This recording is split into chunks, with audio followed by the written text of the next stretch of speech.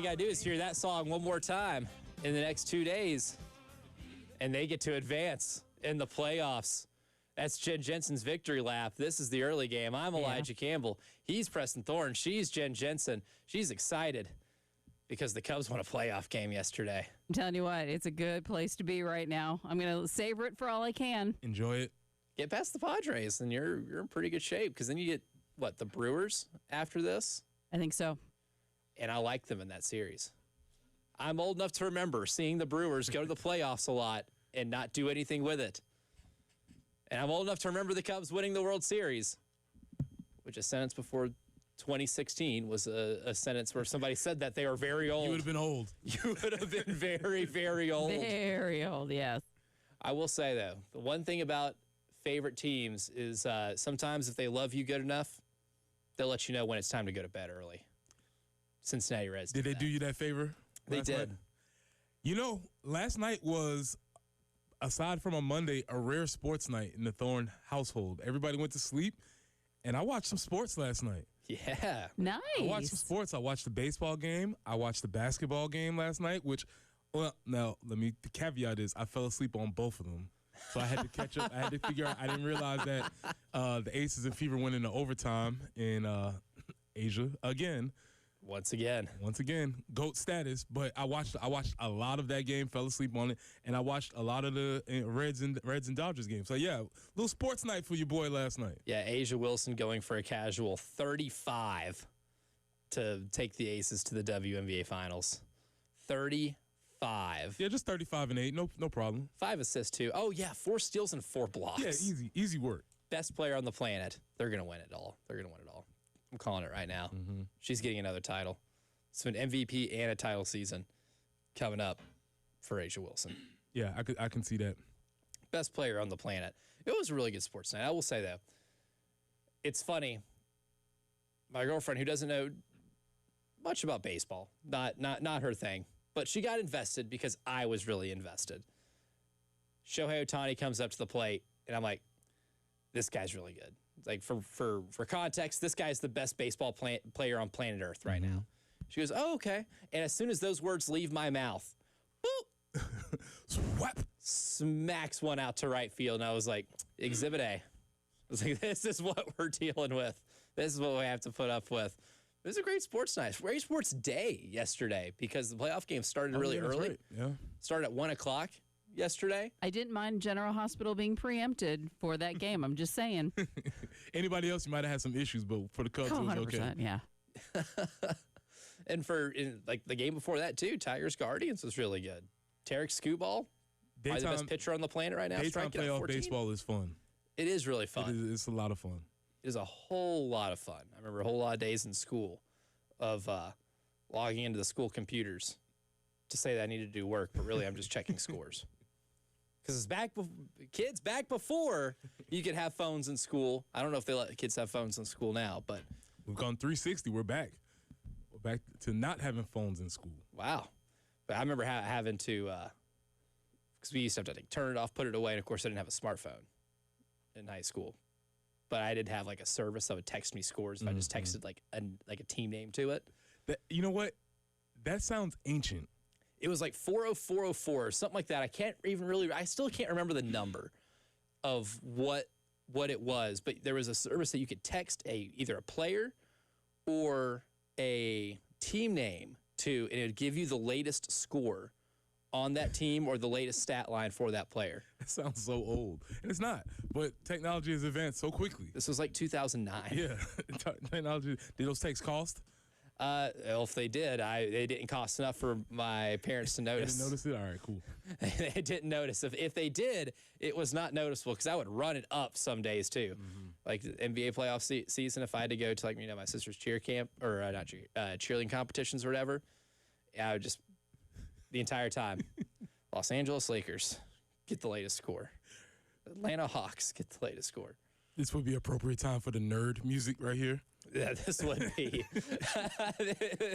Go outside, nerd. Yeah, anybody that's texted cell service for scores? For scores? Nerd. Go outside, nerd. Get out.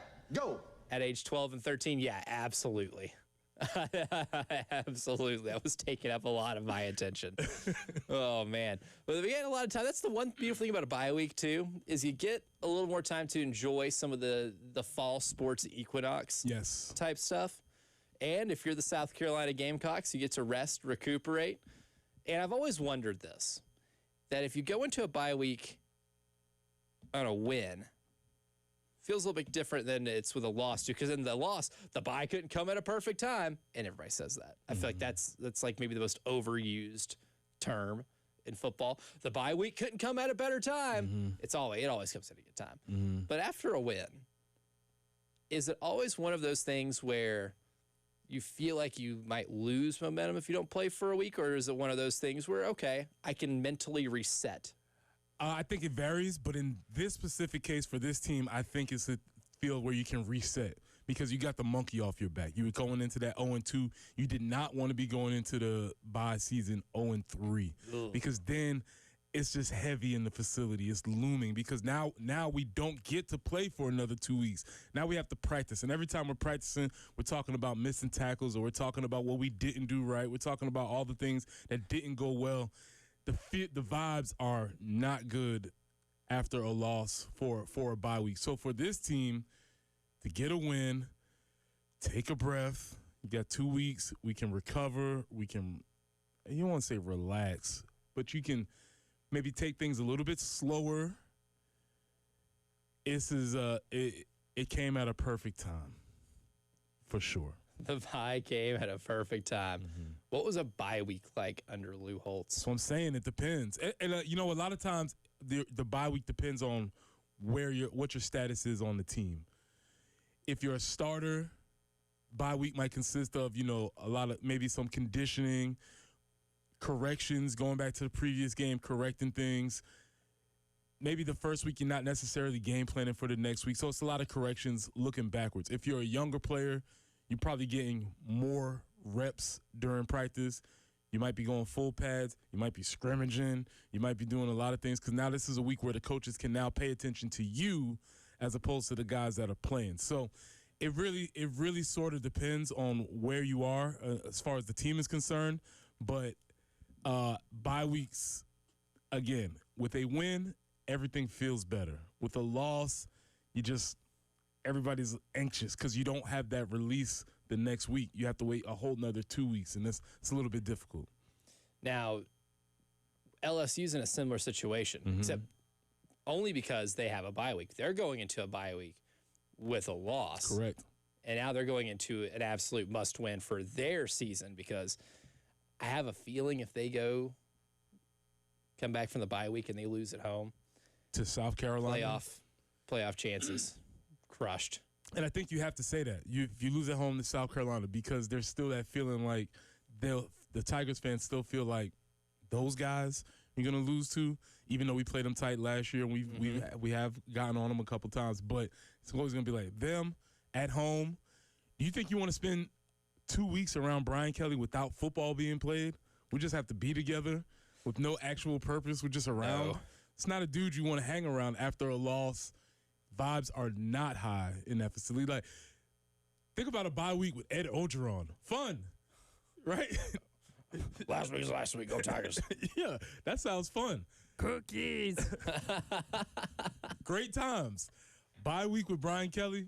Not fun. No, it's not the same. Brian Kelly's not coming up with, like, cool team-building activities or, you know, team bonding or any. He's not. What do you think doing that. Brian Kelly's idea of a team bonding activity is? Trying to talk in a Cajun accent.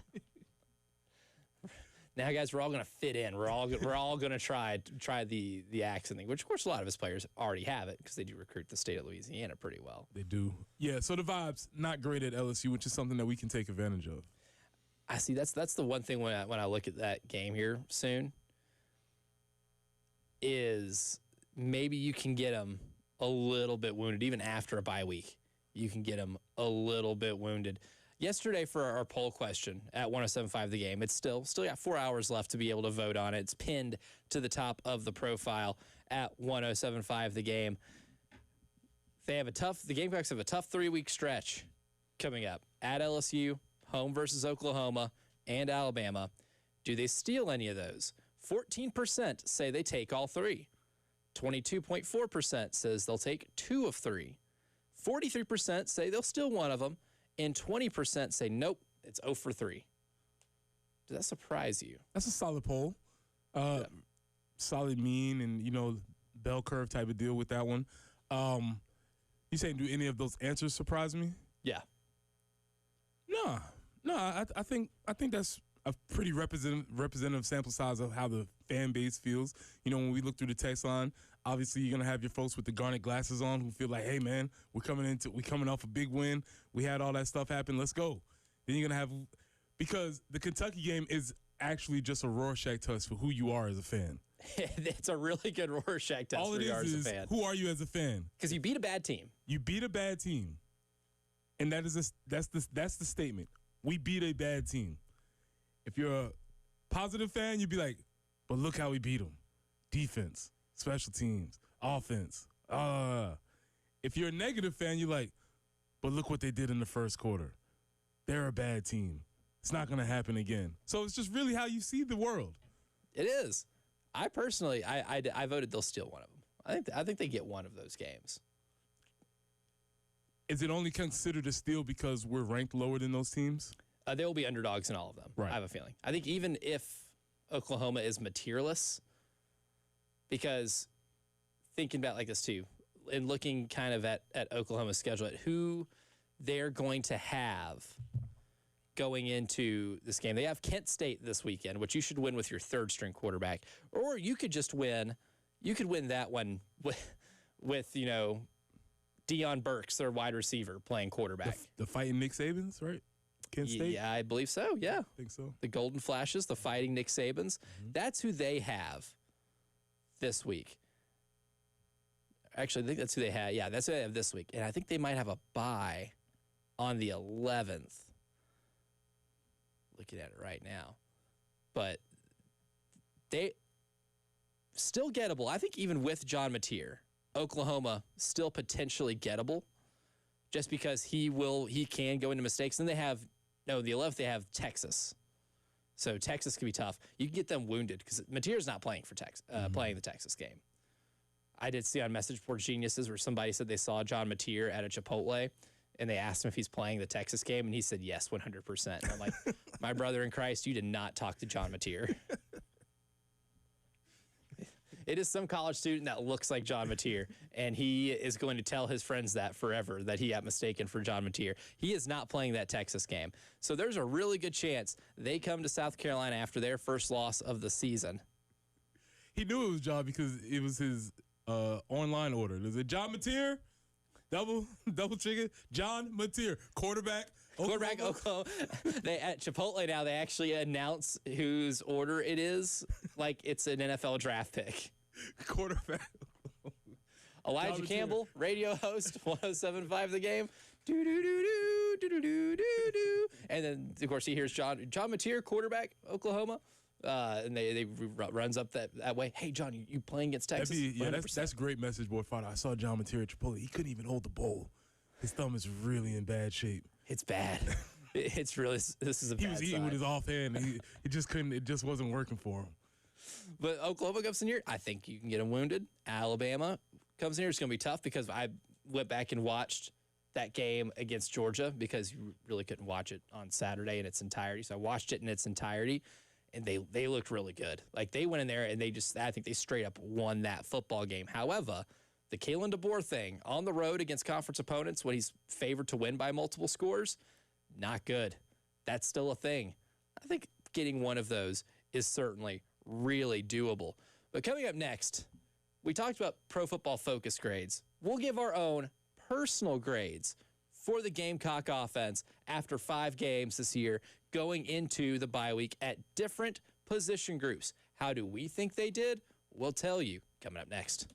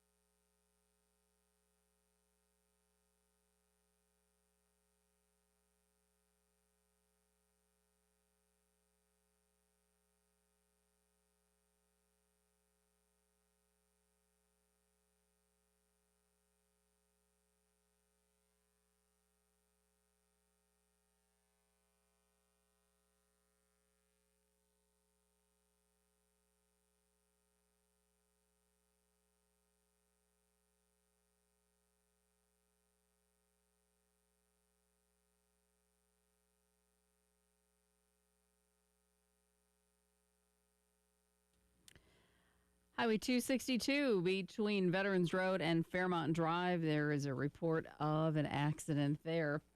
And other than that, things moving along fairly well for your Wednesday morning. Breezy at times today, a high of 82.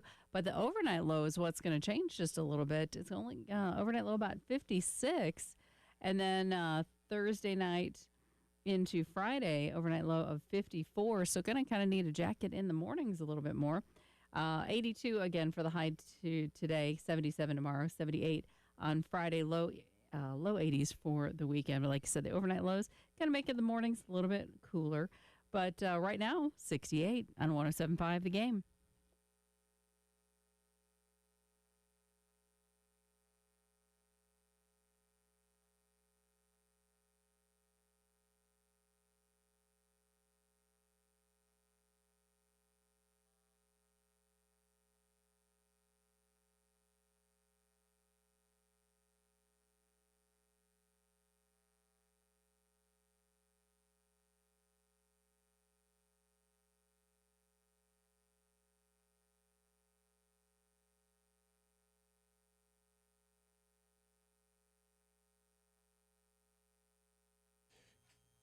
Grades, not just a thing Pro Football Focus gives out.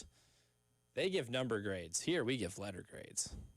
This is college football, after all. And we're 5 games into the season for South Carolina, going into a bye week to get ready for a massive game in Baton Rouge on October 11th.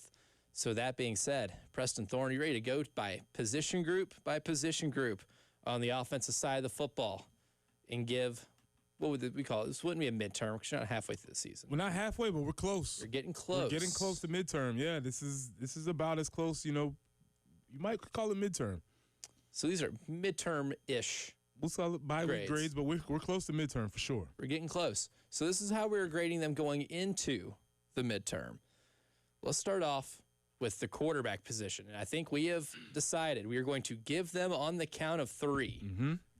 All right, so for quarterbacks, 1, 2, 3, B minus. Close. Okay. All right.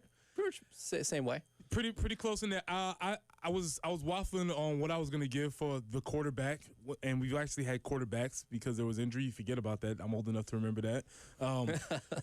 But I think Luke this Doty. team, though this team is 2-2, and that might be disappointing to some people, and maybe there haven't been a lot of the flashes that we wanted to see out of Lenoris. This team does not compete in the games that they competed in. I'm thinking Missouri specifically, without some of Lenoris's heroics. Exactly. I mean, he still threw for 300+ in that game. And I think we saw against Kentucky, too, that when you tap into the quarterback run game, that's your best running offense, right? And that quarterback position is so important to this team right now that when you get 300-yard-plus passing performance from Lenoris, it kept you in the game.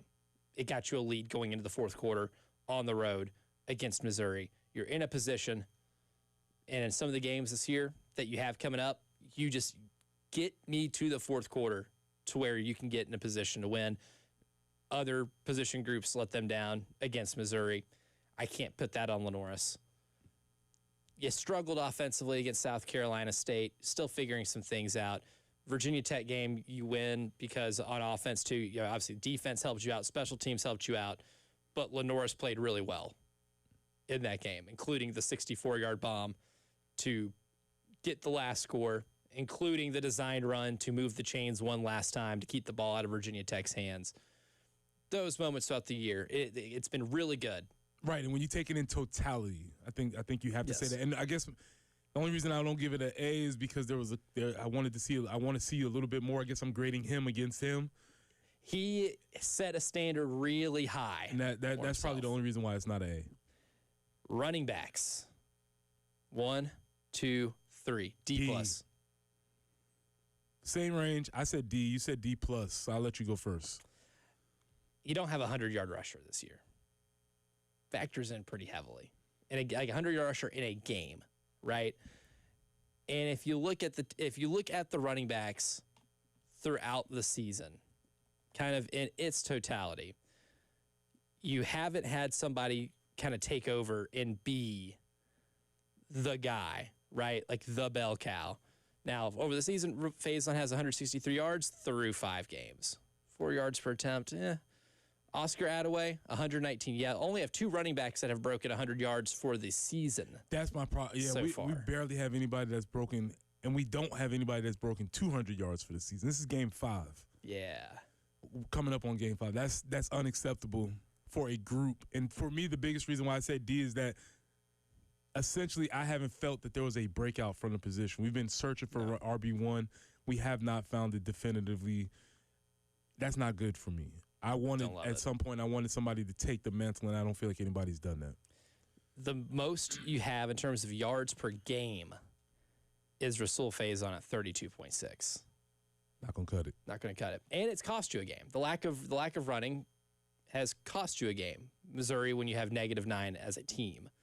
Yeah, so and cost you a game. also Rasul Faison not executing the blocking assignment on a huge play against Missouri, that has to factor in also. So, yeah, D. I feel pretty confident in that. Tight ends. 1, 2, 3. D. C. I said D. You said C. Ooh.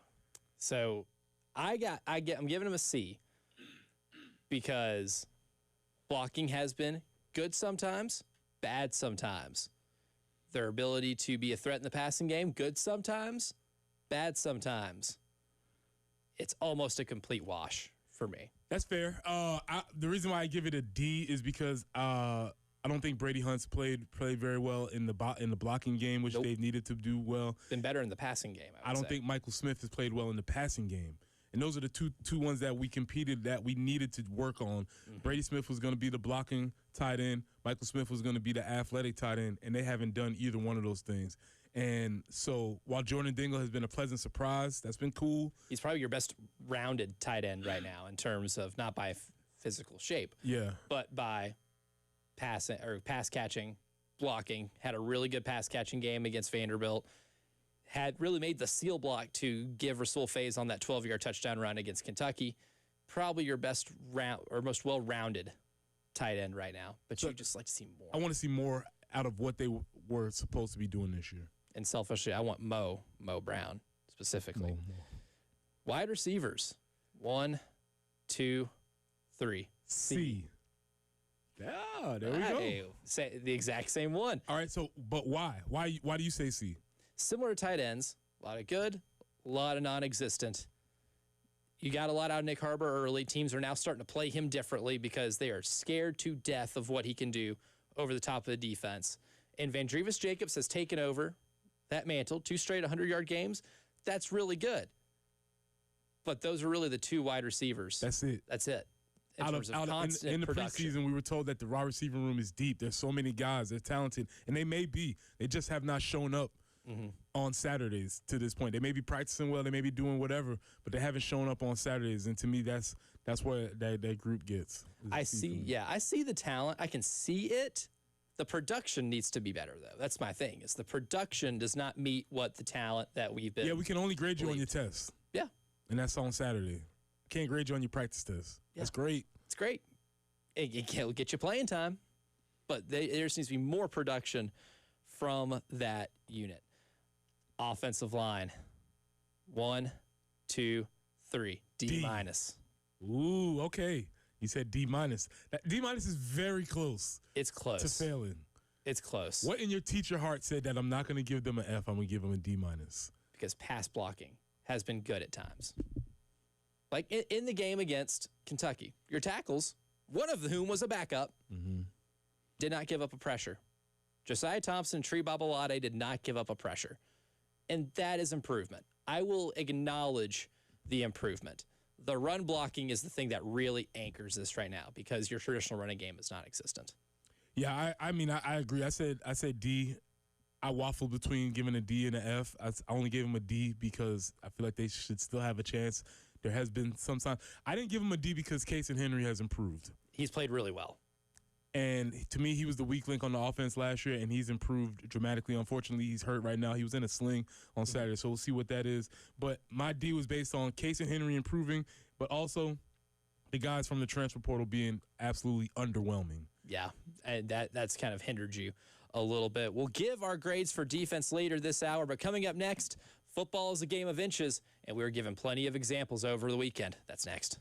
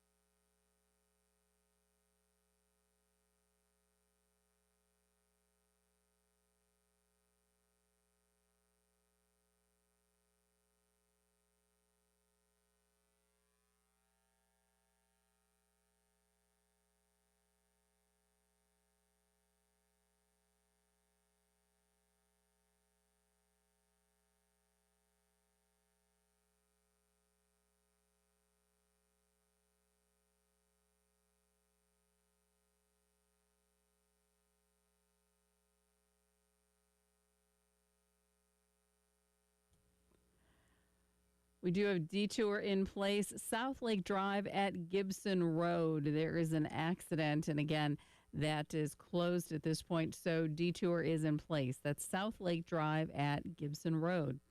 Also, an accident reported Highway 262 between Veterans Road and Fairmont Drive. And the forecast looking a little more fall-like, 82 today, kind of breezy. The overnight low, a little bit cooler, 56. And then tomorrow, 77 for the high, but the overnight low of 54. So rounding out the week with a few cooler starts to our mornings. By the weekend, we'll be in the low 80s, and our overnight lows back in the 60s. But currently, 68 on 107.5 The Game.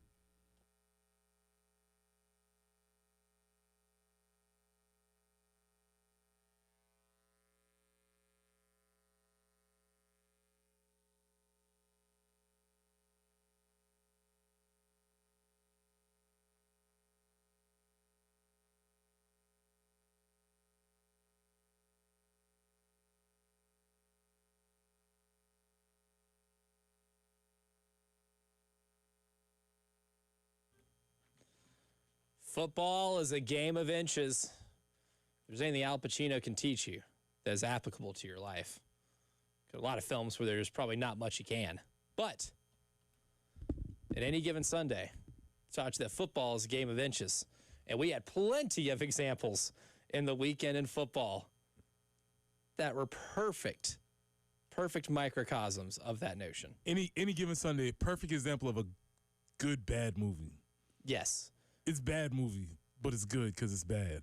New term taught to me, camp, which is over the top. Yes. Intentionally. Absolutely. Like over the top for artistic purposes. But see, the thing about camp is intentionally. I don't know I think they were thinking that they were, I don't know if that's what they were going for. I don't think they were doing it intentionally. Right, but it got there. It became that. Landed, yes. A good bad movie. Yes. Good bad movie, any given Sunday. Mm-hmm.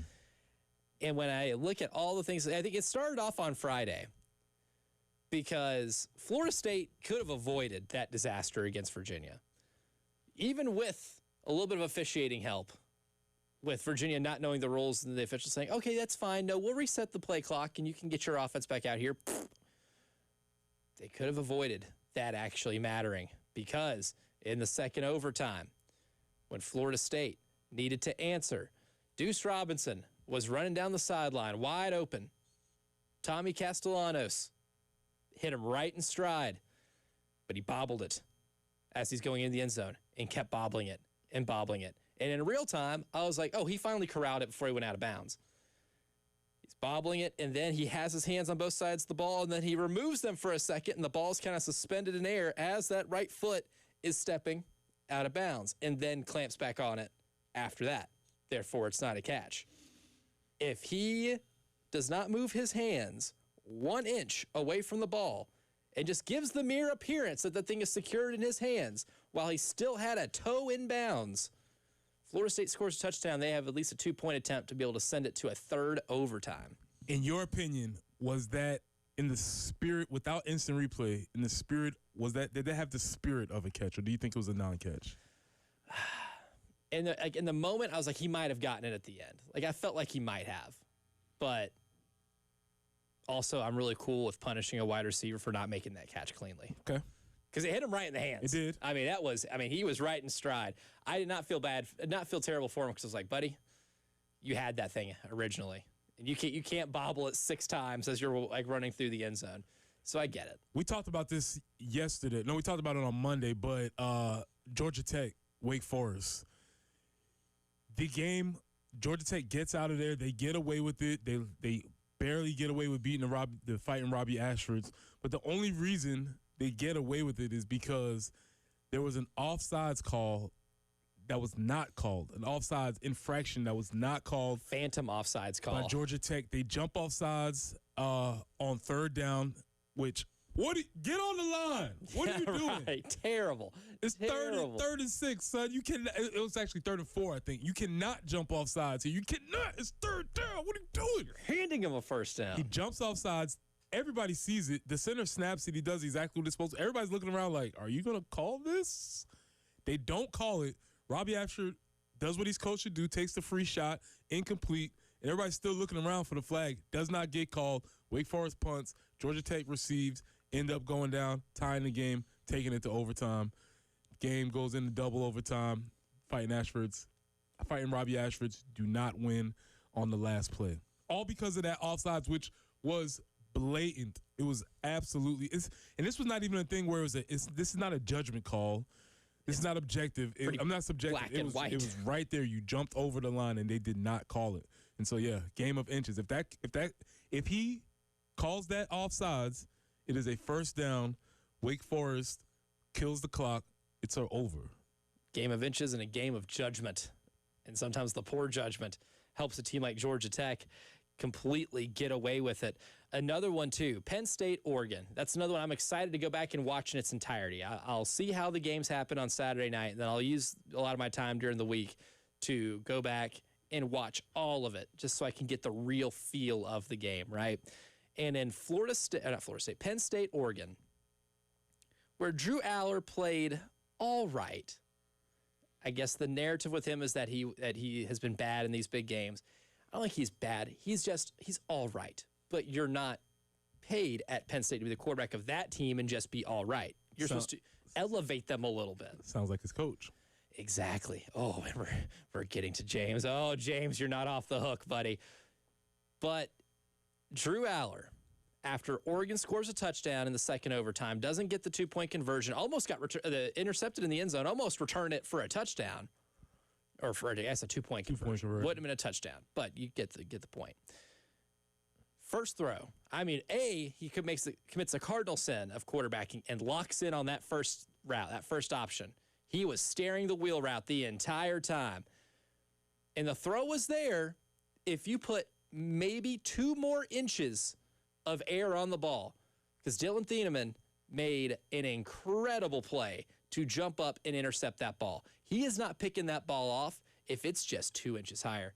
If anything, he's tipping it, or it's incomplete, or the ball goes just over his fingertips, and that Penn State player catches that ball.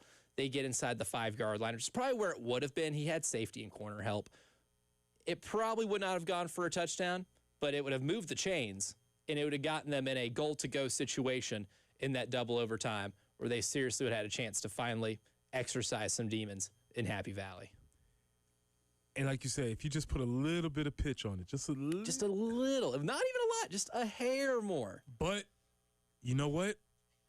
Because football is a game. We didn't say college football is a game of inches. We said football is a game of inches in the NFL. Oh, buddy, I know exactly where you're going with this.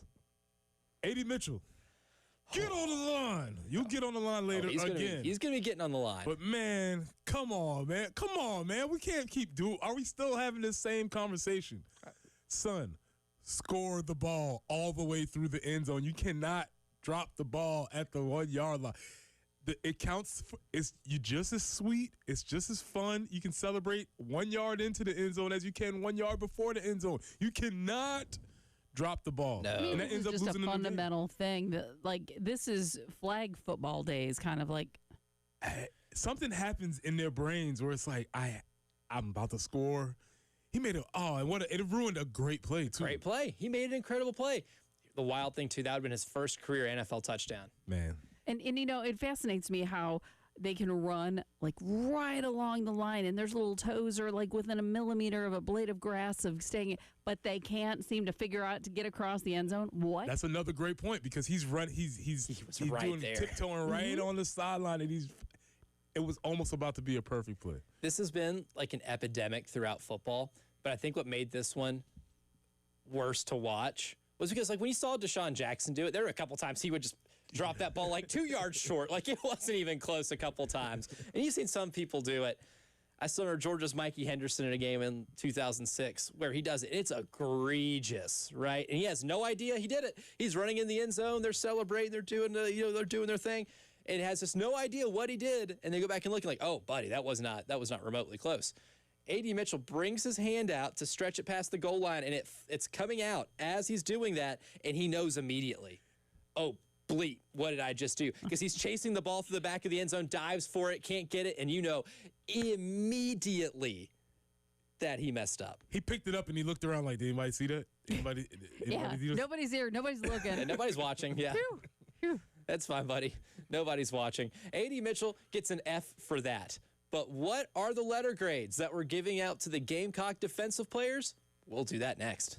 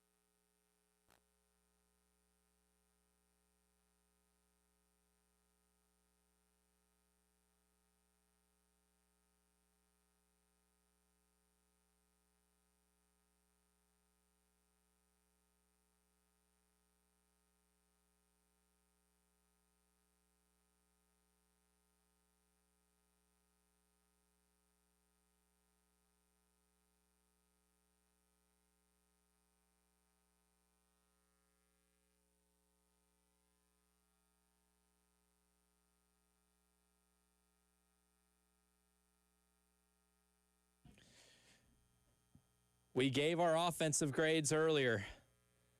Now it's time to go position group by position group on defense and give our own grades for them. Now, thankfully, a little easier to do with defense. Only real three main position groups with defensive line, linebackers, cornerbacks. I'll include the edge rushers with the defensive line. That's cool. So defensive line. 1, 2, 3. B. C.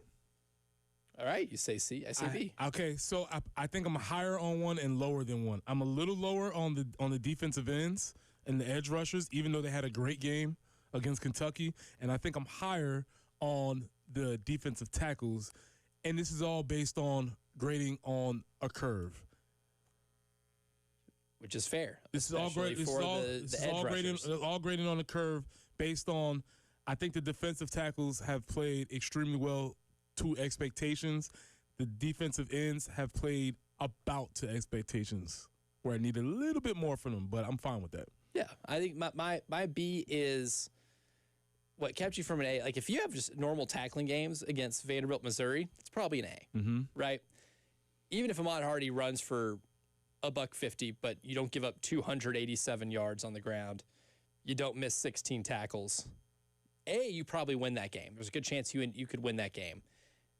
And B, that keeps you a letter grade higher. I think a bad performance to cost you a game is definitely enough for me to be able to knock you down a letter grade.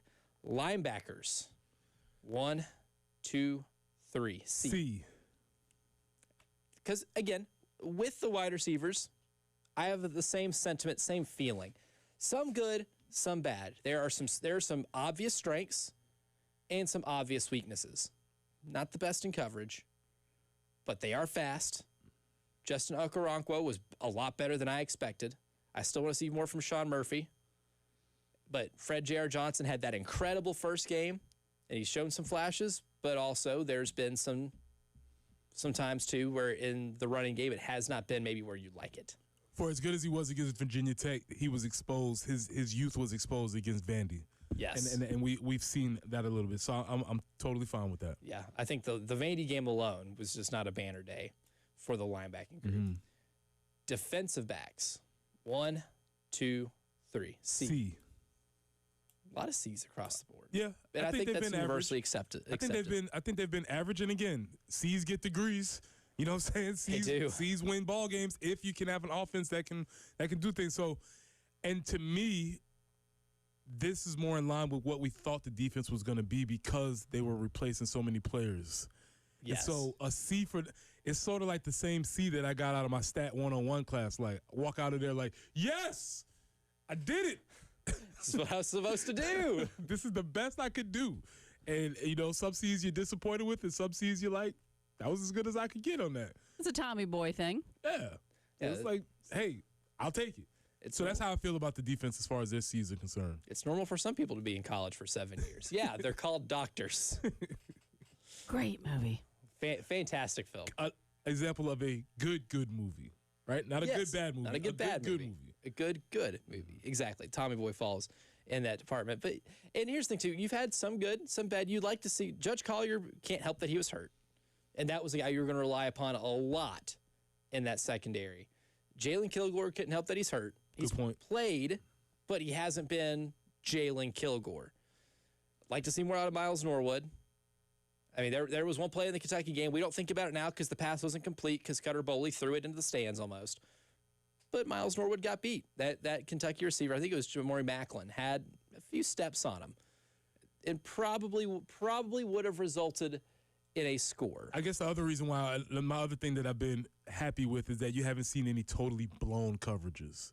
Every touchdown has been contested. Contested, It's been contested. You haven't seen any blown coverages where they're pointing at each other, looking like, oh, I thought you had them, we had them. So you haven't seen those things, and I think that's a positive. And it did get better. I said the coverage against Kentucky, A. I mean, I gave an example of one play that was not ideal, but Brandon Cisse also as well. As a player, I would give it A. Yeah, Cisse, I had his name written down. He's doing real well. Also, maybe you might bump that up because there has been no Judge Collier. You could. If you want to add more context, I could accept a B. So you might could bump the secondary up to because of the injuries, because of not having Judge Collier. You might could bump them up a little bit. Gerald Kilgore's played well the last couple of games. He's got 2 interceptions, and I think if you went into the season saying, hey, you're 5 games in, Kilgore's got 2 picks, you're like, all right, we're back on track. No. Gerald Kilgore. I'd be like, whoa, buddy. Somebody stepped up. Yeah. And I think you'll get more of that from Gerald. I think he's playing with a confidence right now that's going to make him a very suitable player in that secondary. You're getting a little bit from David Busey, too. I thought in terms of run blitzing, that was one of David Busey's best games against Kentucky. I thought there was a whole lot of good there, but still, maybe more to be seen. The defense, another one of those things that if you want to win through this stretch, got to take advantage of LSU being down on offense, potentially take advantage of a materialist Oklahoma, and then try to limit Alabama's passing game as much as humanly possible. We'll be taking calls in the next hour. We'll also talk a little NFL, including, is Preston regretting his Falcons decision? Jen, the Bears? That's next.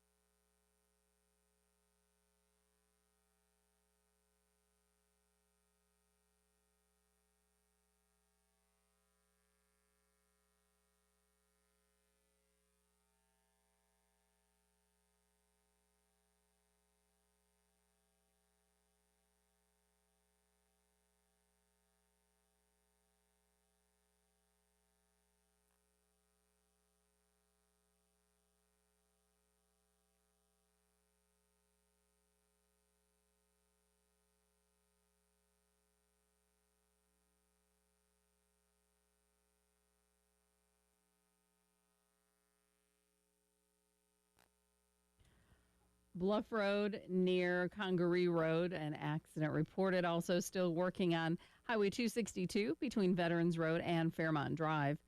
I-20 eastbound at exit 55, that would be Highway 6. Broad River Road at Greystone Boulevard. There's also a report of an accident. The earlier slowdown, South Lake Drive at Gibson in Lexington, that has been cleared, so you can get through there again. Good news there. And as far as forecast goes, going to be pretty nice. A little fall-like, 82, breezy today, 77 tomorrow, 78 on Friday. Those overnight lows, though, for the next couple days, going to be down about 10 degrees or so. So something different to deal with. 68 right now.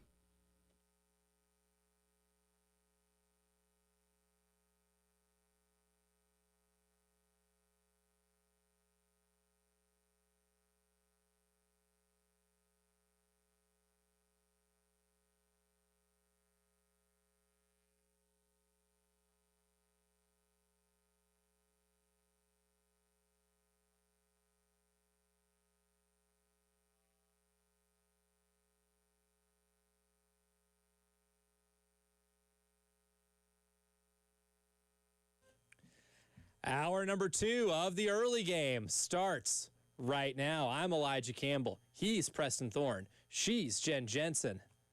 And before we get into a little NFL talk while we're on the bye week, catch up on some of the latest in the National Football League. We do have Will on the line, wanting to weigh in on the Carolina LSU game. Not this Saturday, but next Saturday, October 11th. Will, good morning. Welcome to the early game. Hey, how y'all doing? Fantastic. How are you? I'm doing all right. Driving home from a long 12-hour shift of Oof. night work. God bless you. Appreciate your service. Yeah. Yeah, really. Yeah. Those aren't easy shifts. Yeah. Okay, so, all right. I feel like the defense has played pretty good. I'm hoping that we can limit Nussmeier and kind of have a revenge game, put some pressure on him this year. My question for y'all is related to the offense. And, you know, I've noticed during the Kentucky game that we would kind of run like a read option RPO kind of deal and then Lenoris would take off around the edge and get that first down. Looking back at some of those highlights, I would like to see us run more of a outside zone kind of scheme, kind of like what Missouri does, because I feel like if our offensive line isn't good enough to try to run Faison right up the middle, and I feel like I said, I feel like he's more of a scat back, faster running back. You know, I'd like to see what we could do is with some outside zone schemes, with some kind of a read option type plays, you know, get him out on the run, get a little screen game going. And I just kind of wanted to know what y'all think about that. And my other question is, you know, when there's 2 minutes left, 3 minutes left in the fourth quarter, why? I understand that Luke Doty's been around the program, but why do we keep putting in Luke Doty in garbage time, essentially, when we have Aaron Nolan and Cutter Woods? And I understand they're young. They might not be there yet with the plays, running the offense. But if they just know one or two plays, put them in the game, let them get some real experience against some SEC teams, because after this year, if I'm not mistaken, we lose Mazio Bennett, Nick Harbord, possibly Lenore Sellers, possibly, if I'm not mistaken, Dylan Stewart. Correct me if I'm wrong, but I feel like it would be better for next year because, you know, we don't know who our quarterback's really going to be next year. I know we got Landon Duckworth committed, but we don't know if that's going to hold yet. And I feel like sometimes we need to get the younger guys going. Just like, you know, when we put Matthew Fuller in the game in the fourth quarter, he was getting 5 yards a carry. You know, why not swap him and Faison out and see what they do? I just feel like they can mix up the running backs a little bit better. And, you know, I'd like to see some young quarterbacks play in garbage time. And thanks for taking my call. Yeah, absolutely. Thank you, Will. First, we'll address the running game in terms of outside zone. I think outside zone might fit Rasul Faison's skill set better than running in between the tackles, just because he is pretty elusive. I think that's his best skill set, is his cutting ability. And maybe if you give him an offensive line that's on the move a little bit, going towards the outside, maybe that's easier for him to be able to make those cuts and find a hole, find the separation there, as opposed to traditional in between the tackles type running. Yeah, and also I trust what you see because the analytics backed it up. When we have SEC StatCat on here, he talks about that the Gamecocks have found, Norris particularly has found success with the outside running game, and you saw that a little bit of that Kentucky. So I, like you, Will, would like to see more of that. As far as the quarterback situation, your guess is as good as ours. Hands up, meme. I'm not sure what's going on with that. I don't know. I don't have more to elaborate on that because I understand exactly where you're coming from, Will. And in terms of who's coming back next year, Mazio Bennett is eligible to come back next year because this is only his second year. Dylan Stewart's second year. Dylan Stewart has to play one more year of college football. Lenoris can go to the draft after this year. Nick Harbor can go to the draft after this year. Right. So that's kind of that's what that situation is looking like. So I definitely understand wanting to get one of the younger guys in that you know is going to be here next year in garbage time. I understand that. The rationale behind Luke Doty still being in there in the last couple minutes, not quite sure. I probably couldn't even guess correctly if I had to. Unless he's, but I get that. Yeah, I don't want to speculate, but I'll just say unless he's the number 2 quarterback and you still want to get your number 2 quarterback reps, I don't know. We're past charity time. Charity has gone Right. by the wayside. This is big boy football. So I would assume that it's not for charity. Yeah, I would assume so too. But for the NFL so far this season, now for those who didn't listen back in like July, right, when this rendition of the early game began, Preston Thorne told me he had no NFL allegiance. And I said, we're going to change that he was a free agent. And I was like, I want to come up with a way to try to find a team that fits Preston Thorne's football-loving soul. I came up with all these criterias, this entire system designed to matchmake Preston Thorne with an NFL team. We ultimately landed on the Atlanta Falcons because they hit a lot of criteria. Rise up. They matched a lot of them. Well, we're 4 weeks into the NFL season, Preston Thorne. Your feelings on the Atlanta Falcons, because to say that you have been baptized by fire in Atlanta Falcons fandom would be the understatement of the show. This has been fun, man. I am not regretting my decision. This has been absolutely fun because it's almost like going on a safari. And my Twitter is like a safari. I get to travel through the world of Falcon Land. And I like to report, they're crazy just like everybody else. Who would have known? I didn't know that they were that passionate about being Falcons fans. Rise up. We're 2-2. We've had a lot happen. We fired coaches. We fired kickers. Penix has done well. Bajan has changed his name. He changed his name back. All kinds of stuff happening. I am having fun being a Falcons fan right now. It's been up and down. Surprised me we won last week. Surprised that we got shut out by the Panthers the week before that. I'm good. I'm good with my decision. This has been a lot of fun. I will say one of the coolest things, I did watch the first half of Falcons Commanders, and Ian Eagles' call on Bajan Robinson's first touchdown. Bajan with the mustard as he's going into the end zone. I was like, that's good. I like that. Like Ian Eagle still has it. Still got that fastball. I see videos of the Mercedes-Benz. It's not the Mercedes-Benz though. What's the proper? It is Mercedes-Benz Stadium. That's what I thought. Mercedes-Benz Stadium after a game. A lot of fun, man. Falcons fans know how to have fun. They're a good time. Highly recommend going to a game there. I have gone as a visiting fan. Feels like a good time, man. I'm very happy with my choice. I do realize that it will be a roller coaster though. It absolutely will be. Because, I mean, look, just to sum up the season, 3-point loss to the Tampa Bay Buccaneers at home in which you had the lead in the fourth quarter, had a chance to kick a field goal to send it to overtime. What has normally been a very makeable field goal for young Wei Koo, shanks it. Got him out of here. He gone, right? He is gone. You go at Minnesota when they were fresh off of beating Chicago on Monday Night Football, where they looked pretty good. And Minnesota couldn't score. That's the best the Falcons defense has looked in forever. So you're like, okay, we're back. Then you go play in Carolina and get shut out by the Panthers, the team that last year was the worst defense in the NFL. Couldn't score. And then not back again. And then you play the Washington Commanders. Yes, it is Marcus Mariota starting. However, good football team. Took him to the woodshed. The highest of the highs, the lowest of the lows. Yeah, it's fun. Like I said, this is fun. I get to see what this is like to be on this side of the Falcons. That being said, my team has 2 wins. Elijah? We will have 2 wins all year. I'm hoping they both come against the Falcons. How's them Saints doing? Who that? They stink. Oh, they're so bad. They're so bad. However, I will say this. I'm one of those fans, too, that if I know my team's going to be really bad, I grade them on a curve, right? Okay. I know they're not trying to win right now. Winning is not top of the priorities in 2025. Got a new coach. I'm sorry, that just makes sense. Winning's not really a priority. Not really a priority for them right now, right? This year. Winning is secondary. However, out of all those losses, half of them by 1 score, they're in a position to win. Really, they're in a position to win all but one of them, because even against the Bills, I will say, that was a 2-point game in the fourth quarter in Buffalo. Like, they've shown where they can hang around. There's a lot of youth on the team, and there's a lot of aging veterans who just don't have it. Cam Jordan, one of my favorite players of all time. Of course. Great edge rusher. Great overall defensive lineman.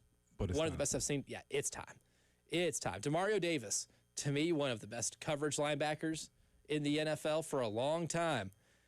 He's lost a step. And when you lose a step at that position, buddy, it shows. And it's been showing. They've got one of the worst defensive grades in Pro Football Focus. They run the ball all right. Alvin Kamara, another one of my favorite all-time players, he's my age. And in my age, at the ripe age of 30, that is 60 in running back years. Sure. Like, you are way past your prime for a running back. It's time. Chris Olave is the best receiver. He hasn't really been healthy. I think Spencer Rattler's played fine. I don't think he's been bad. I don't think Spencer Rattler's the problem. He's not the reason why they're winless. Channel man or Doc Rivers, it's not Spencer's fault. Yeah. But they're going to be bad this year. 0-17 is not off the table by any means. But you know what that did, though? That made my tickets for Saints-Patriots on October 12th a lot cheaper. I got good seats. There you go. See? I've got really good seats, and I didn't have to pay a ton of money for it. So that's a plus. That's a plus. If there's anything I can take from it, I can live with that. Jen's Chicago Bears. Bears? Bears? And a little bit of a roller coaster season on their own, but 2-2. Caleb Williams looks good. Yes. I think the Ben Johnson effect on Caleb Williams is real. I think it's just a feeling of hope, right? I think, yes. That's what you feel. You feel hope. Yep. Going into every week, you feel like we can win. We're going to play well. You feel like the franchise is finally in some stable hands. The Eberflus years are gone behind us. Over. Yeah. Like, you feel better. Yeah, I mean, it still was not a great game. I mean, and we lucked up at the fact most times we would have lost a game like that. So to block that and to win, that was amazing. Run game still stinks. I mean, there's a lot to work on. It was definitely a grinded out kind of game. But like you said, there's some hope that we're having. So, and can you tell, like, we like our songs? I already played Go Chicago Cubs Go. I've got sports the Bear Down songs, Chicago yes. Bears. It works. You know, We're now a serious playing away from really doing the Chicago song trifecta here with the Bulls. oh, there, yep, exactly. But also, Bears picked off Geno Smith 3 times on Sunday. 3 interceptions. Yeah. 2 of them, MTSU graduate Kevin Byard. Oh, I didn't know that. That's right. We overlapped by 1 year in school, too. Because last year there was my first year there at MTSU. Oh, I'll be darned. Look at you. Also, maybe it was a top 5 safety in the league for like 6 or 7 years. Yeah. Like, was really good. I like what the Bears have going on, too. And you look at the schedule, it's not too terribly daunting. They have a bye week this week. Commanders. They're at Washington. May or may not have Jaden Daniels. Don't know. If they don't, that helps. They play the Saints. That's a win. Baltimore Ravens. It depends if Lamar Jackson plays. Bengals, no Joe Burrow. Like, they might have a little bit of a scheduling break here, too. Yeah, and that may help us, too. I mean, we got to clean up penalties. That's something that was kind of a problem this week. But I don't know. For once, I'm actually feeling hopeful. And that's not something I've been able to say for a couple of years. You're going to watch the games not out of, like, duty and obligation. Correct. You're going to watch them for, like, this might be fun. Yeah, we might actually have a chance for once. So it's kind of fun. It's a very unsettling position to be in. It is. The hope is the dangerous thing. It is. That's the hope that dangerous kills part. Oh, man. And then, like, it looked bad for, like, that second week against the Lions. But then I think we've come to realize the Lions are going to do that to a lot of people this year. That's going to be the norm. The Lions are still pretty good. Coming up next, though, the early game morning meeting, where this morning meeting, it's time to check in on some old friends, some old Gamecocks who are in the NFL now. How are the rookies doing from last year's 9-win team? We'll update you on their status and a whole lot more coming up next.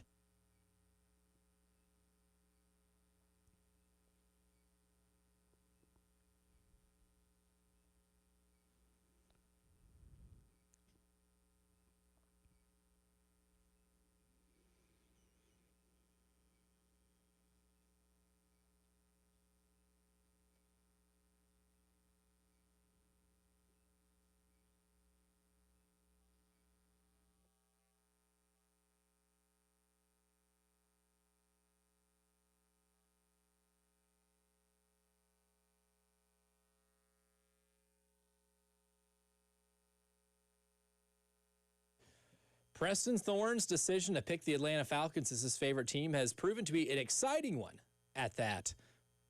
But if you've chosen Midstate Roofing to be your team to help you with your roofing and waterproofing needs, you've made a fantastic decision, and you're not alone, because so many people in South Carolina have chosen Midstate Roofing for their roofing and waterproofing needs. And the fact they've been doing this for over 30 years is the proof, right? Is the assurance that you can get from Midstate Roofing that you'll get the proper advice, service, and then most importantly, the results to the very specific needs of your facility, and that their bonded systems provide you that protective guarantee to keep your operation dry and running long into the future. And you can protect that roof with a maintenance contract. Give them a call today, 803-356-1919, or always online at midstateroofing.com. And remember, if you have a leak, let Midstate Roofing take a peek.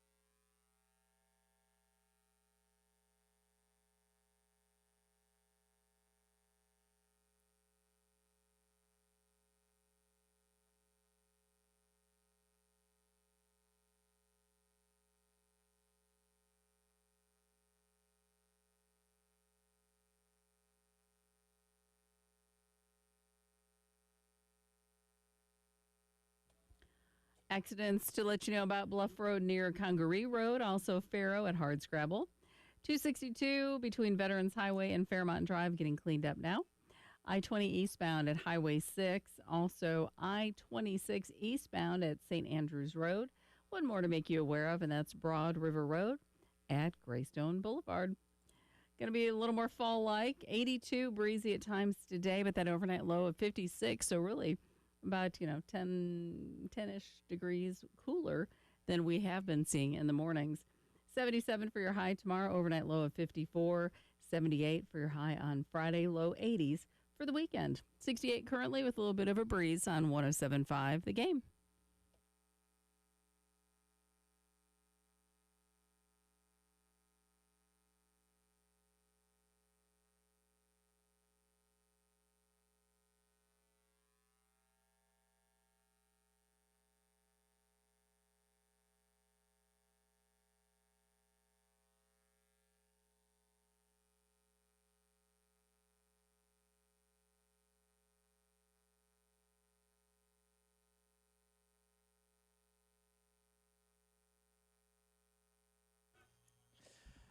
It's time to check in on some old friends.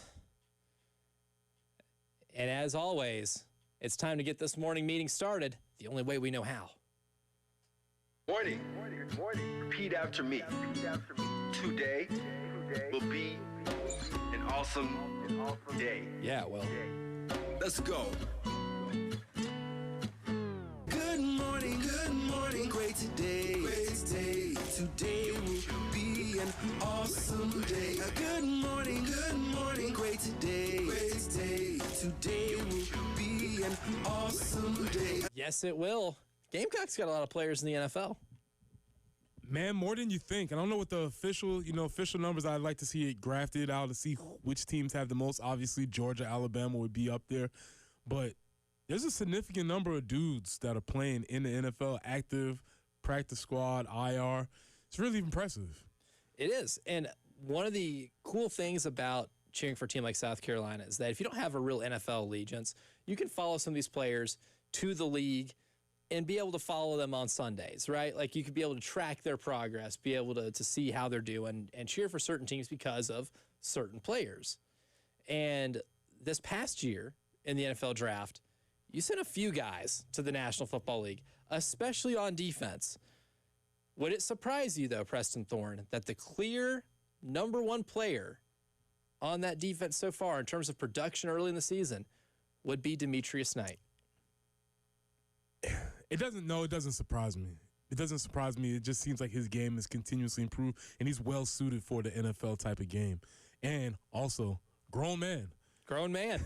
He's 26. With grown man responsibilities. Yeah, he walked into the huddle like, "What's up, fellas?" He's got a wife and kid. He's got a wife and a kid, wife and a child. Yeah, he's asked everybody, "What's the good daycares around here? What's the school systems like?" No questions that most rookies aren't concerned with. He's walking into these locker rooms like, "Yeah, what's up?" It's business, baby. Yeah. It's business. But right now, Demetrius Knight, second on the Cincinnati Bengals in tackles so far. And on Monday night, got his first career INT, picks off Bo Nix. Now, the Bengals weren't ultimately competitive, not the defense's fault because Jake Browning is not very good. Can't roll out Jake Browning as your starting quarterback. Oh, God. Oh, they're in such a bad spot. I've seen enough of Jake Browning to know that I'm out on the Cincinnati Bengals in 2025. But them drafting Demetrius Knight ended up paying immediate dividends because he's already one of the best players on that defense. And it's helped them out a lot. Not the reason they're losing games right now. TJ Sanders, so far this year, not grading out very well on Pro Football Focus. Still a lot to get accustomed to with the NFL game. And he's playing on a defense, too, that already is pretty loaded up front. So fighting for snaps is pretty difficult because he's on a defensive line with a lot of veteran players. But I can't think of a better player to play with on a defensive line than Ed Oliver. You talk about all-time cool players. He had that profile when he was at the University of Houston. I still can see it. It was awesome.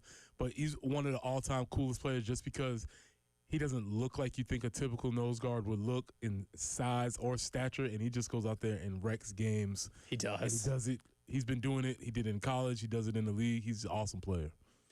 He has been credited with 6 tackles. TJ has. Yep, and 5 quarterback hurries. So one thing we do know about TJ Sanders is he can still get to the quarterback. He's got drafted to get to the quarterback, and he's kind of maybe at that next level. He's reverting back to his old self, where it's like, I don't really want to play the run. The run defense grade is not very good. Yeah, he's kind of reverting back to a little bit of his old ways. So that's something that he'll have to work on in the league. Now, Nick Emenwari, the good news, he is 6th on the Seattle Seahawks in defensive grade. The bad news, it comes in only 4 snaps. Injuries have kind of kept him off the field so far. Yeah, and is it a hamstring? Yep. Yeah, that's difficult because that's a tough one that you don't know how long it lasts or when it's going to heal or whatever the case. It lingers. Someone who tore their hamstring playing softball this summer was fine for, waited it out for 6 weeks, started playing again, and every now and then, I'll just feel it. Mm-hmm. Every now and then, it just lingers. Hamstring injuries just linger, man. They're so annoying. It's not just that they're painful. They linger, and it's incredibly annoying. Rocket Sanders for the Cleveland Browns. So far this season, 3 carries for 3 yards, but a touchdown. He did score a touchdown in the opening week of the season and helped spell the Browns a little bit while they were waiting for Quinshon Judkins to decide if he wants to play football or not. Yeah. It's annoying. Who else we got?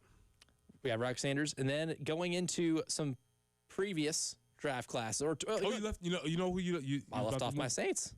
Torricelli Simpkins. left off Torricelli. One of the, in terms of pressures given up, the second in his class, in the entire rookie class, he is second in fewest or lowest pressure rate. Will Campbell's at 0.0. Will Campbell has not given up a pressure all year long. He's phenomenal. And I mean, as everybody thought, and I think as you hear these names getting called out again, we keep reiterating the idea that, hey man, we had a bunch of league dudes on this roster last year, dudes that not only are making the 53, that are contributing immediately in the NFL. So that team was very talented last year. And Torricelli Simpkins, who has moved and played at guard, he's 39 snaps at right guard, 73 at left guard. He, in terms of pressure rate, is second. I saw the stat, second in this class in pressure rate. Run blocking at a 53 could be better, but Torricelli Simpkins hanging around. And then, luckily for Kai Kroger, if you're going to be a punter, be a punter on the worst team in football. He's been able, in 4 games, he has punted 16 times. He's doing his work. He's almost to 1,000 punt yards. He's working. He's getting there. He's at 758. He does have a 61-yard punt this year, though. So 1 61-yarder, 5 have been downed inside the 20. He also had that one play. Oh, poor guy. Oh, I feel so bad for him. He also had that He got leveled on a block, and they only showed it on SportsCenter like 1,000 times. Yeah. It wasn't pretty. Not pretty. Now, if he has friends, they've definitely sent that clip to him thousands of times. If he has any friends, especially if they don't play football, if he just has like normal friends, like he's gonna get trolled with that clip forever. Or even siblings. I don't know what a sibling situation is like, but if you're a good sibling, you have to send that to him. You are absolutely. If that was my brother who got laid out on that punt, I'm making that my Twitter banner photo, right? Like the picture behind your profile picture. That's it. Like, and you're framing that and giving it to him for Christmas. We have to do this over and over again. You have to troll him a little bit for that. Kyle Kennard still working to get onto the field. Again, playing on a really good team right now, so still trying to find his way to get onto the field. So we'll see if he's able to do that throughout the year. Other draft classes, unfortunately, it's been tough for Xavier Legette. Panther fans are not happy. Yeah, and we can't say that we didn't see it coming, but we did warn that as fun as the offseason was, he had to couple it with a productive season, and that's not happening right now. Here's the numbers so far. Through 4 games, 4 catches, 8 yards. We don't have this right here, but for comparison, they drafted another receiver who's playing well. Tet McMillan is maybe leader in the pack for Offensive Rookie of the Year. It's not a good look for Xavier. It's not. It's been tough. It had some highlights last year. Not off to the best start so far this year. But J.C. Horn, speaking of the Panthers, 40% completion percentage when targeted, and has 1 sick INT, a highlight reel INT. We have an INT of the year so far. That's the leader in the pack. So J.C. Horn playing pretty well. And unfortunately, Cam Smith waived by the Dolphins. I did see that. He'll land on his feet, though. Talented corner. Yeah, he's talented, man, but that situation, it just hasn't seemed like it was a fit, either him not being a fit there or them not being a fit for him, whatever the case is.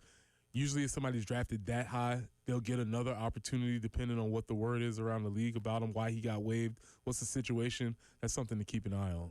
And poor Spencer Rattler, he's 0-10 as a starter, but it's not his fault. Not his fault.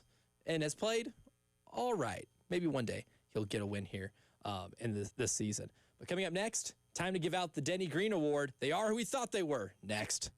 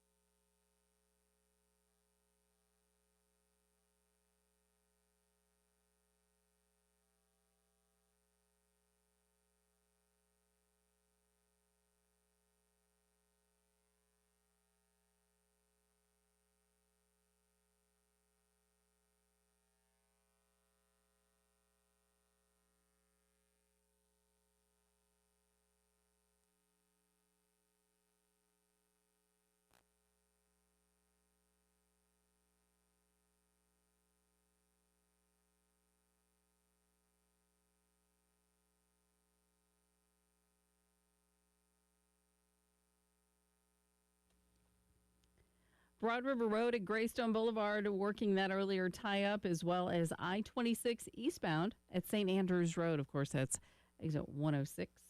I-20 eastbound at Highway 6. Hope Ferry Road between Highway 378 and Midway Road. Faro at Hardscrabble and Bluff Road near Congaree. Breezy today, going to be a high of 82, but we're looking at it being 10 to 12 degrees cooler starting out your day tomorrow. Thursday's high 77, overnight low of 54, and looking for a high of on Friday of 78. We'll be in the low 80s for the weekend. Maybe a chance for some evening showers on Sunday, but it's fair right now, a little bit breezy and 68.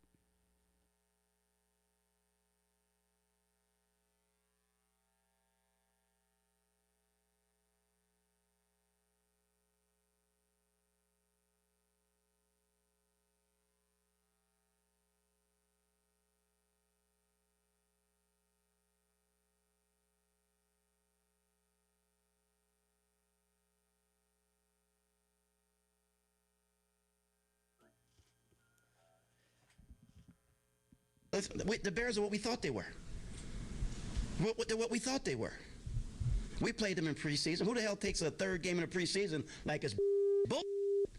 We played them in the third game. Everybody played 3 quarters. The Bears are who we thought they were. And that's why we took the damn field. Now, if you want to crown them, then crown their ass. But they are who we thought they were. And we let them off the hook. Still an all-timer. That's Dennis Green after one of the, I would say, the greatest Monday Night Meltdown. Oh, for sure. It's top 2 and it's not 2, right? Because I understand the Buccaneers giving up 21 points to the Colts in, 3 minutes of game time. That's a pretty epic collapse. But you know what? There's some fella named Peyton Manning who had a lot to do with that too. But the Cardinals gagged a 20-point lead in the fourth quarter without giving up an offensive touchdown. Again, we have to state, we're going to have my partner in books, Langston, to come on and give us the behind-the-scenes of that, because I would love to know what the immediate aftermath was and what the aftermath was after. That's going to have to be a Studio 803 video podcast series. Yes. Oh, 100%. We're going to have I'd love to see that. We're going to have to get some other witnesses from that one too. But that post-game rant inspired this segment. They are who we thought they were.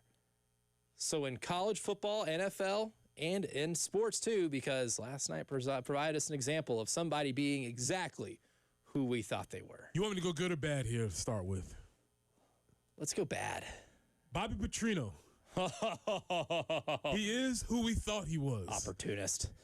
1 year ago, he was hired as the offensive coordinator, and I told Sam Pittman on these radio waves, I said, watch your back, Sam. He's plotting. He's rubbing his hands, Birdman hand rub. He's looking right behind you. He is getting ready, and he did it. He has successfully infiltrated the organization. He is now the interim head coach. First act of business, fire all the defensive coaches, bring on his own staff. He is preparing to be the head coach. Bobby Petrino, you are exactly who we thought you were. Incredibly predictable. I mean, we talked about Drew Aller staring down a receiver earlier and doing the cardinal sin of quarterbacking. Bobby Petrino's been staring this down for a while. Correct. He locked in on this hypothetical receiver and has not looked anywhere for a year and a half now. He's been locking it down for a while. For me, speaking of Drew Aller and throwing that interception, James Franklin and Penn State. You are who we thought they were. A really good football team. But when you play against top 10 competition, seemingly cannot figure it out, because this is the same script as to what has happened to them in previous seasons against top 10 teams. Defense shows up, holds their end of the bargain. Oregon ended up scoring 17 points, but they didn't get those 2 touchdowns till the fourth quarter. It's 3-3 going into the fourth quarter. The defense is holding up their end of the bargain. You cannot get enough offense. You finally did in the last couple minutes of the game to tie it with 30 seconds left to send it to overtime. You can only do so much against that Oregon offense for so long. And now you need your offense to be able to make a play and send this thing to another overtime to eventually be able to give yourself a chance to win it. Drew Aller throws an interception where he stares down a receiver, doesn't put enough air on the ball. Oregon wins, and once again, James Franklin and Penn State lose at home in a top 10 matchup. They're exactly who we thought they were. Yeah, and he said it's not a narrative, it's facts, and he's right. The numbers support everything you want to say about James Franklin and him being big game James. Has not worked out well for him. On the positive side, he is who I thought he is. Shohei Ohtani. Oh, he's a bad dude. It's a bad dude. That dude, if he was to say, hey, man, because I grew up in the time where it was like, Babe Ruth, greatest player ever. He pitches, he throws, the great Bambino. This guy is him. This guy is Babe Ruth walking right now. And if you're not paying attention to baseball, you need to know that. Turn on the game last night. Before I can even turn on the game, it's 1-0. Why is it 1-0? Because Shohei decided it was going to be 1-0. And then he does it again. And he'll probably pitch this series also. The dude is amazing. And the craziest part, and I say this all the time, I am fascinated by athletes who we are promised that they're going to be great, and then they're even better. Yeah. And there's only a few that really fall in that category, and Shohei is definitely that. Yeah, I mean, it's kind of like LeBron James-esque. It's the same sort of stuff. Yeah. Highlighted to be like the next, not just the next, all-star or anything like that. Supposed to be the next best player phenomenon in the sport. And as good as he is as a hitter, if the Reds are able to steal one tonight and get to a Game 3, he's going to be pitching. Buddy, I'm going to be nervous. I'd be really nervous seeing that guy on the mound, too. Oh, yeah, and that he also hits, and he's got 55 home runs this year. He hit 2 home runs last night. Yeah, right. Not 1, 2. And, those type of players, too, when you're introducing, like, friends, family, somebody to the sport, and you're like, okay, this guy's supposed to be really good. And sometimes it's like, oh, well, they don't seem that good. Watching the game with my girlfriend last night. It's the first baseball game she has probably watched in a long time. Not her thing. But she's into it because I'm into it, right? And I was like, all right, this is what we're dealing with here. This guy at the bat right now, best player in the world. Oh, yeah, okay, interesting. And as soon as that conversation happens, boop, sends one out to right field in the stands. Like, well, Exhibit A. Like that is exactly who he is. They are who we thought they were. This one's pointed at Kirby Smart. The can't beat Bama allegations. Not as serious as James Franklin because he at least beat Alabama when it mattered the most in a national title game. He'll always have that. But, buddy, 1-7 against Alabama in his career. The ultimate Kirby Smart at Georgia kryptonite is still big bad Bama. And that's the thing. You can't just say, he was playing Saban all those years because now this is, 2 against Kalen DeBoer, right? And in the same fashion, where you get absolutely punked in the first quarter of the game. Alabama threw the ball all over Georgia to start the game. Kalen DeBoer and Ryan Grubb coached circles around that coaching staff to start that game. And that 14-point spotting that Georgia had, they spotted Alabama 2 touchdowns, big difference in the game. Dug yourself a hole that you never got out of. And for the first time, I maybe since Kirby's been at Georgia, it was a loss that he had where he didn't have a lead. Oh, I didn't realize that. They did not have a lead the entire game. Trailed from first defensive drive on. Gamecock fans, you may have an interest in this. There's an article right here on The Athletic that said, what's wrong with Georgia's defense? And I would just point you to go to Google and look up who their defensive coordinator is. One Travarius Robinson. That might be your answer.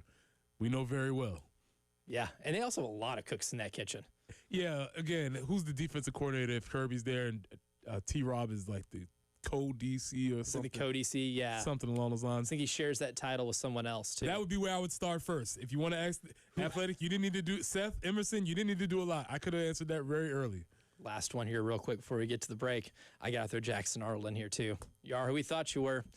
Auburn was supposed to be, this is the year they break out. He goes to Hugh Freeze for his reclamation project for his career.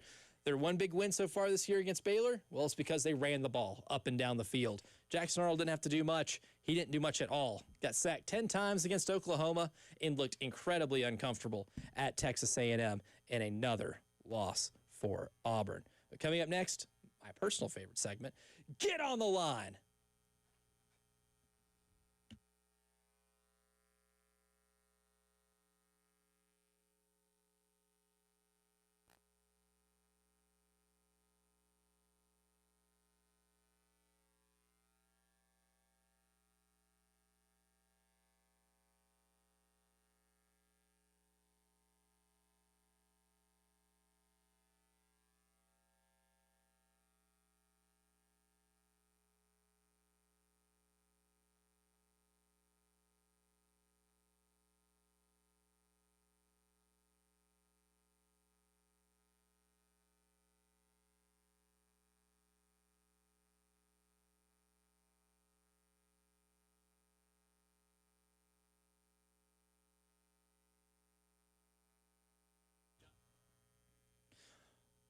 One group we're not putting on the line.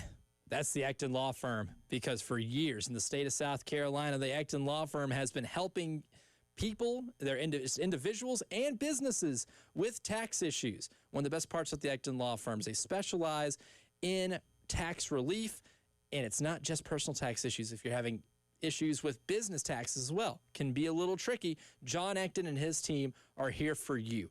And you can set up a free consultation, because the consultation is necessary, because you got to be able to meet with them. Everybody's situation is different. Meet with them, game plan effectively like any good football team. Game plan and come up with a way to be able to attack your issue at the source and be able to take care of it and taking one step closer to having a stress-free life. Ecton Law Firm can do that for you. 803-771-9800. Or you can always hit them up at the EctonLawFirm.com. That's ECTON Lawfirm.com.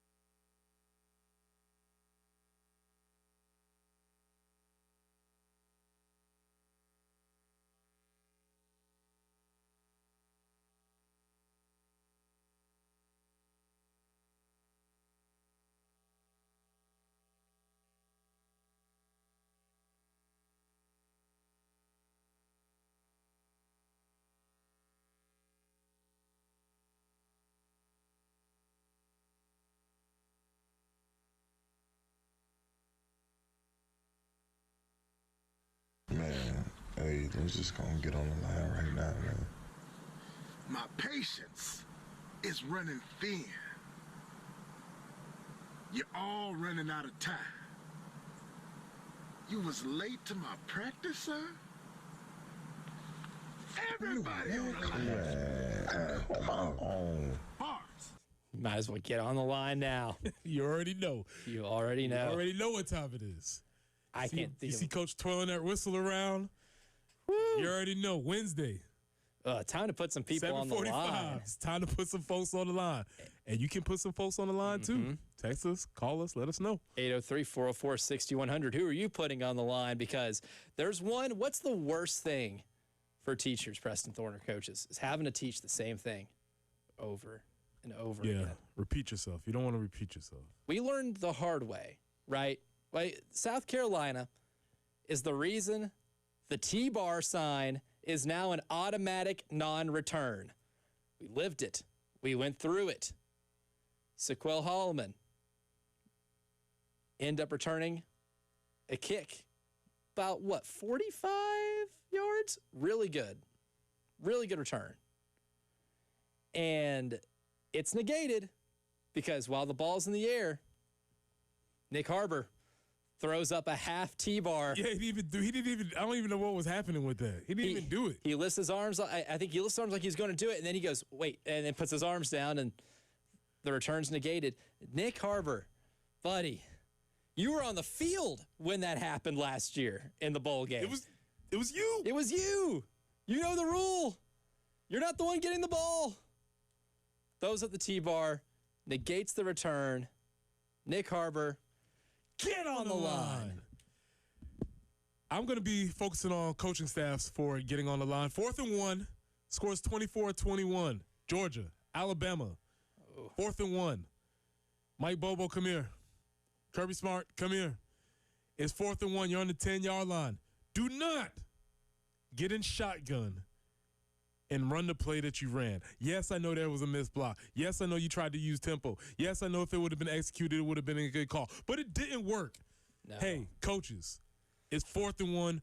Don't get in shotgun. Any coach that decides to get in shotgun when it's 4th and 1, get on the line. What are we doing? See, I don't mind going for it on 4th down. Don't mind it either. Don't mind it. There's still a lot of game left. You can make up that field goal. You finally got Alabama's offense in check a little bit. Alabama couldn't run the ball at all. And your secondary locked in. I understand trusting your defense. I don't mind going for it. That play call was abysmal. Abysmal. And yes, if they make the block, and yes, all of that. I don't like when coaches go back to that idea, like if we just would have blocked it, it was a great call. Well, they didn't block it. And so it's not a great call. It didn't work. And, man, we mentioned this guy earlier, A.D. Mitchell, for a couple things. The touchdown, that was not because you let go of the ball before you got into the end zone. The game was decided by a touchdown, by the way. As he's running into the end zone, dropping it, and then not only that, he was able to make up for it. There's an opportunity, Preston Thorne, because Jonathan Taylor broke off a long touchdown run, but there's a flag on the play. A.D. Mitchell called for holding. And it wasn't like it was, that's a terrible call. You can call that anytime. No, buddy. A.D. Mitchell wrapped up from behind and pulled the defender away from Jonathan Taylor. So A.D. Mitchell, not just for the stupidity of dropping the ball before the goal line, but for that too, get on the line. Oh, he's going to be on the line all week. That poor guy. Yeah. You're going to run till I'm tired. That's right. Yeah. You're going to run until I puke. And I got a strong stomach. A.D. Mitchell, not the best Turn of the showings. lights on. We're not leaving here. We have plenty of good submissions so far. We'll get to those and a whole lot more coming up next.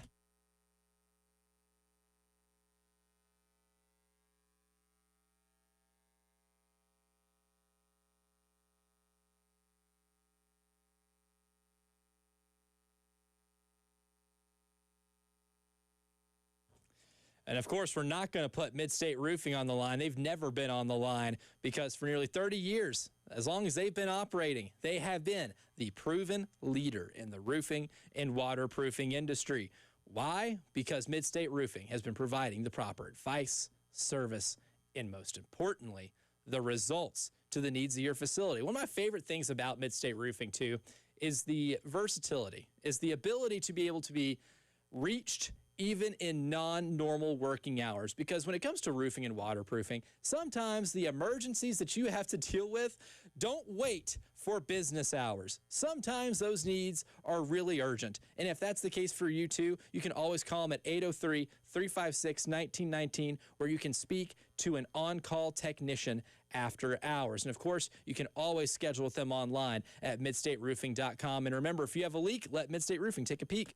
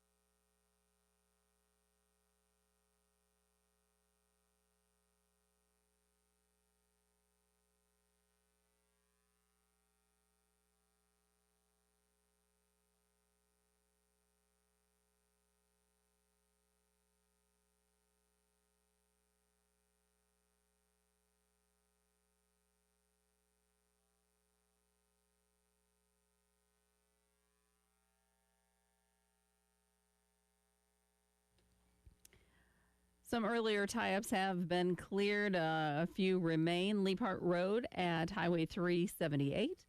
Also Highway 262 between Veterans Road and Fairmont Drive.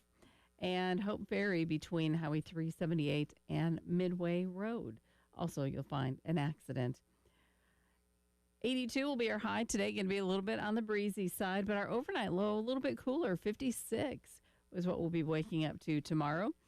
Tomorrow's high 77, overnight low of 54, and 78 for our high on Friday. Next chance for rain may be coming in later on Sunday, but currently a little bit breezy. 68 on 107.5 The Game.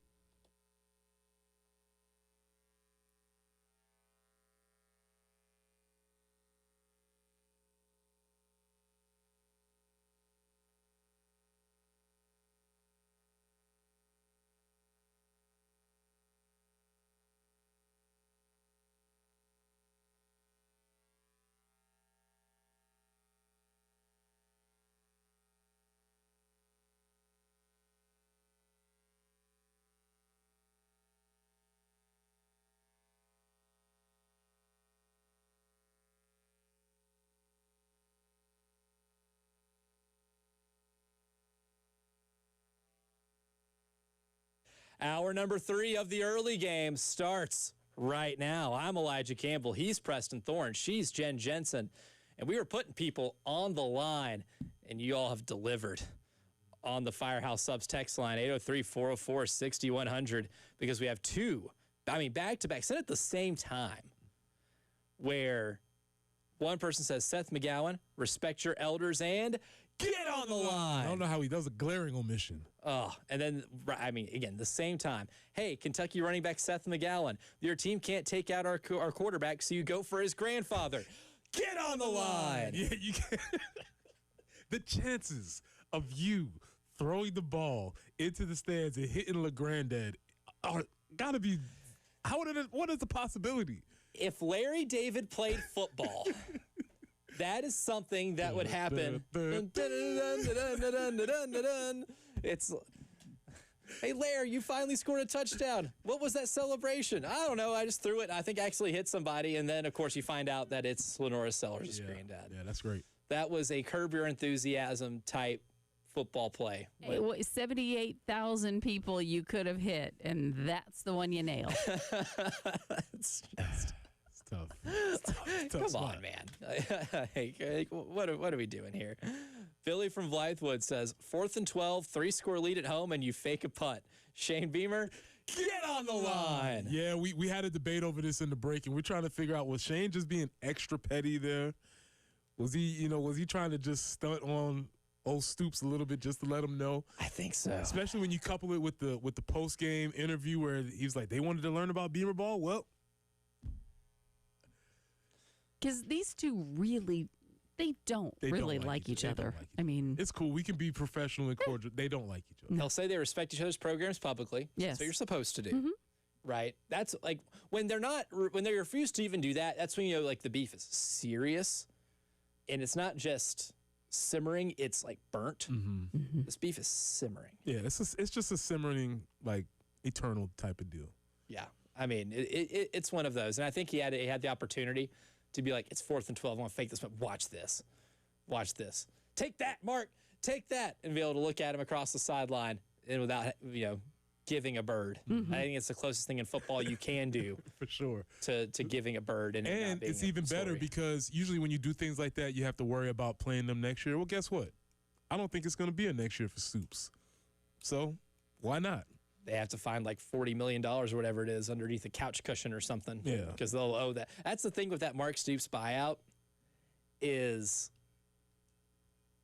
not only is it a lot of money, it's due to him in 60 days. So you can't Bobby Bonilla this thing and just stretch it out over decades. You have to do this within 2 months. Good news. That means we still might get more Mark Stoops. We still might get to have this extend a little bit longer. You know what? And that's why I want to say this. That's why I want to say when we get into these conversations and it's like, I don't want to ever hear. I think Dabo talked about, he called Brett Pry. And, these are real people in their real jobs. And yes, the rest of the organization is going to be shuffled. Absolutely. But for coaches of an SEC team losing your job and getting a $40 million buyout within 60 days, I'm sorry. You're not a regular person losing your job. You are in a different category. And it's fine for us to say that. Yeah, you're living the dream. Yeah, come on, man. Like, you're not like everybody Getting else. paid $40 million, whatever that buyout is, which is absurd, within a 60-day period, actually is something I think everybody hopes for. I think most people would be cool with trying to find another job if you get $40 million in 2 months to do so. You think about somebody out there, somebody listening now does like net 60 or net 90s for their retail, and they're like, yeah, man, I just hope this $1,500 order comes through so I can pay this bill. Get out of here. Yeah. Get on the line. Any coach that's talking that, we don't, these guys are just like everybody else. No, they're not. No, you get on the line for that. One texter says, Andy Kotelnicki, Penn State offensive coordinator, 3 points in over 3 quarters of play Saturday night versus Oregon. Get on the line. Yeah, that's a tough that was one. bad.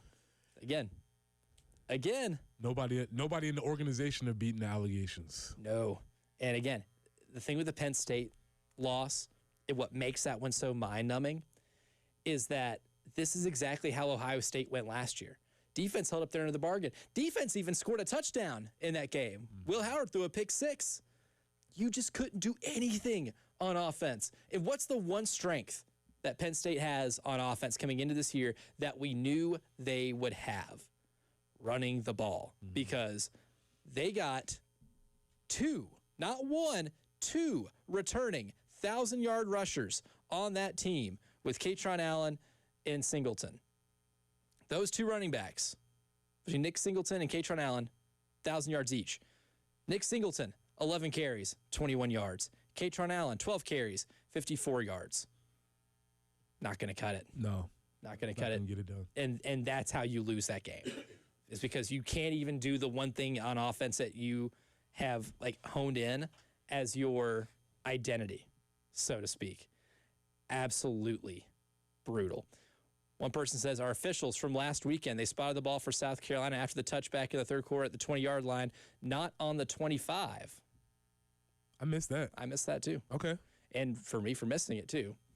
Get on the line. Yeah, pay attention. I'm getting on the line now. Watch the tape Tuesday.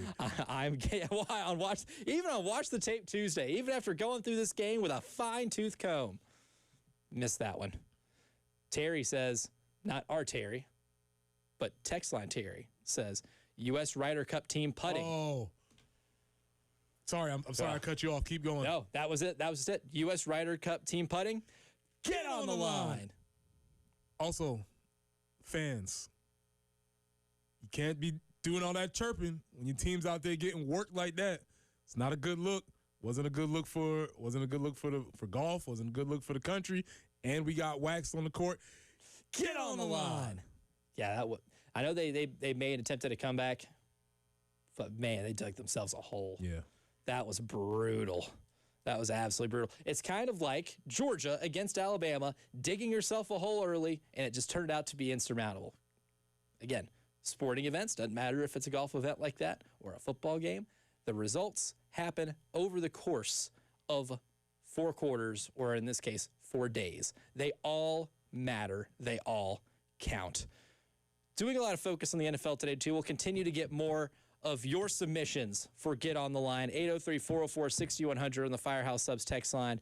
We have some burning NFL questions. And Preston, I need your take on some of these. All right. Got 2 undefeated teams left. Now, the 1972 Dolphins have been afforded a luxury, right, to celebrate being the only undefeated team in the history of the NFL in the Super Bowl era. Larry Zonka and them boys. Larry Zonka, yeah, that's right. Garo Yepremian in them boys. Mercury Morris and them boys. Yeah, I mean, Don Shula and them boys. I like it. Bob Greasy. I mean, they're some dudes. Uh-huh. But they get to pop champagne every single year when all teams in the NFL finally lose a game. They don't get to yet. The champagne is on ice. But now that we play 17 games in an NFL season, that task is a little harder. Some years they've had to wait longer than others, like 2007, where they had to wait until the Super Bowl when David Tyree said, you know what, let me open that bottle for you. Mm-hmm. But we still have the Bills and the Birds. Which team loses first? Okay, I'm going to take the Eagles because that offense is suspect, and they are imploding from the inside. Obviously, A.J. Brown doing his best wide receiver impersonation, being the wide receiver that he is. He is living. He is who we thought he is, right? Dog. I just don't feel like that's sustainable, that offense. It's fun. It's, to be honest, remember the tush push was like an ancillary play. Now the tush push is like their best play. And it shouldn't be your best play. And it should not be your best play. So, yeah, I would say the Eagles first. Now, here's the thing. The Eagles have the Broncos this weekend. Then they have to go at the Giants, which I'm still not sold on the Giants yet. Yes, I know Jackson Dart won his first start, but let's be real here. 2 of the 3 touchdowns scored were when the defense forced turnovers and gave them the ball inside the 5-yard. How many yards did he say he threw for? Like 114. Yeah, that's not great. It's not going to cut it. Can he be good? Yes, absolutely, but that's not going to cut it. They have to go at the Vikings on October 19th. Now, there's a chance if they get past the Broncos Sunday, they can go through the entire month of October without taking an L. They do have to go to Lambeau, though, November 10th. That's going to be tough. Then they have to play the Lions at home the following week. There's some room for L's here. The Bills had a game against the Saints in the fourth quarter, but they did what you should do against a team that is that bad. You should be able to pull away. They go at the Falcons on October 13th. Ooh. Your Atlanta Falcons. I'll be there for that. The only thing you worry about with the Bills is Josh going to get wacky, right? That's the only thing you worry. Like, will he revert and just go back in the time machine and become rookie Josh Allen and do something silly with the ball? But other than that, they're solid. Tendency for wackiness with Josh Allen. High. It's high. Turning into one of the more interesting division races so far, because there's every division has 4 teams, and in this one, the 4 of them, not a lot of high ceilings here. The AFC South right now, the Jags and the Colts are 3-1. Duval. Is Liam Cohen going to win the division in the first year? Who do you trust more, Daniel Jones with the Colts or Liam Cohen and them boys with Jacksonville? I think I might be. I'm not all the way there yet, but I'm kind of a Trevor Lawrence truther. I'm a Trevor Lawrence truther. I just think about the whiplash that Trevor Lawrence experienced going from a well-oiled machine up at Clemson to going to play for Urban Meyer. Oh, Like, what was he was just looking around like, what is this? This is how y'all been living? This is how the rest of the world lives? And so I just think his career got crippled from the start, and maybe finally now he's back on the mend with Liam Cohen, which I didn't see, but Duval. the Trevor Lawrence thing with Urban Meyer is so wild because I've told you this story off air before. Had a source who was employed by that team and worked with the organization in a close capacity. And I have been told that whatever I believed about what was going on with that team, it was worse. It was such a failure. And I think that regressed him a little bit and kind of like stunted some development. Gotten better. Didn't have to throw for over 200 yards to beat the 49ers because their defense is actually really good. Mm-hmm. Like Devin Lloyd at linebacker has a PFF grade in coverage over 90. He's got multiple interceptions this year. Like the Jags defense, pretty good. And if they run the ball well, and Trevor Lawrence doesn't have to throw for 300 yards every game to win, I think I do trust the Jags to win that division. That's a sentence I haven't had to say a lot in my entire life, right? But I think they can do it. Now, interesting question here. Current non-first place team 4 weeks in with the best chance to win the division. Current non-first place team with the best chance to win the division. I think I'd have to say the Chiefs. I think that's always good, always and forever my answer. Yeah. Until it's not.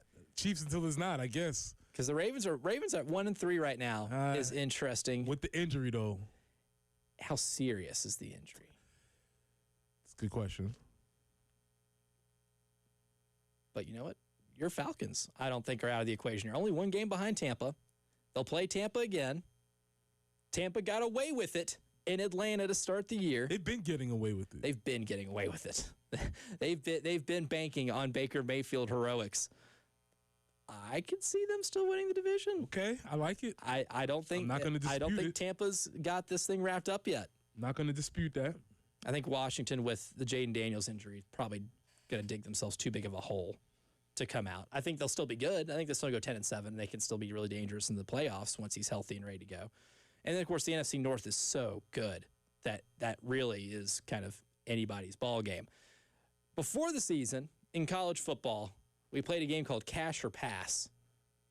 We did it with national title contenders, and we did it with Heisman Trophy contenders, or at least those who were perceived to be the preseason's best in terms of national title contenders and Heisman Trophy contenders. But now it's time for Cash or Pass Super Bowl Contender Edition.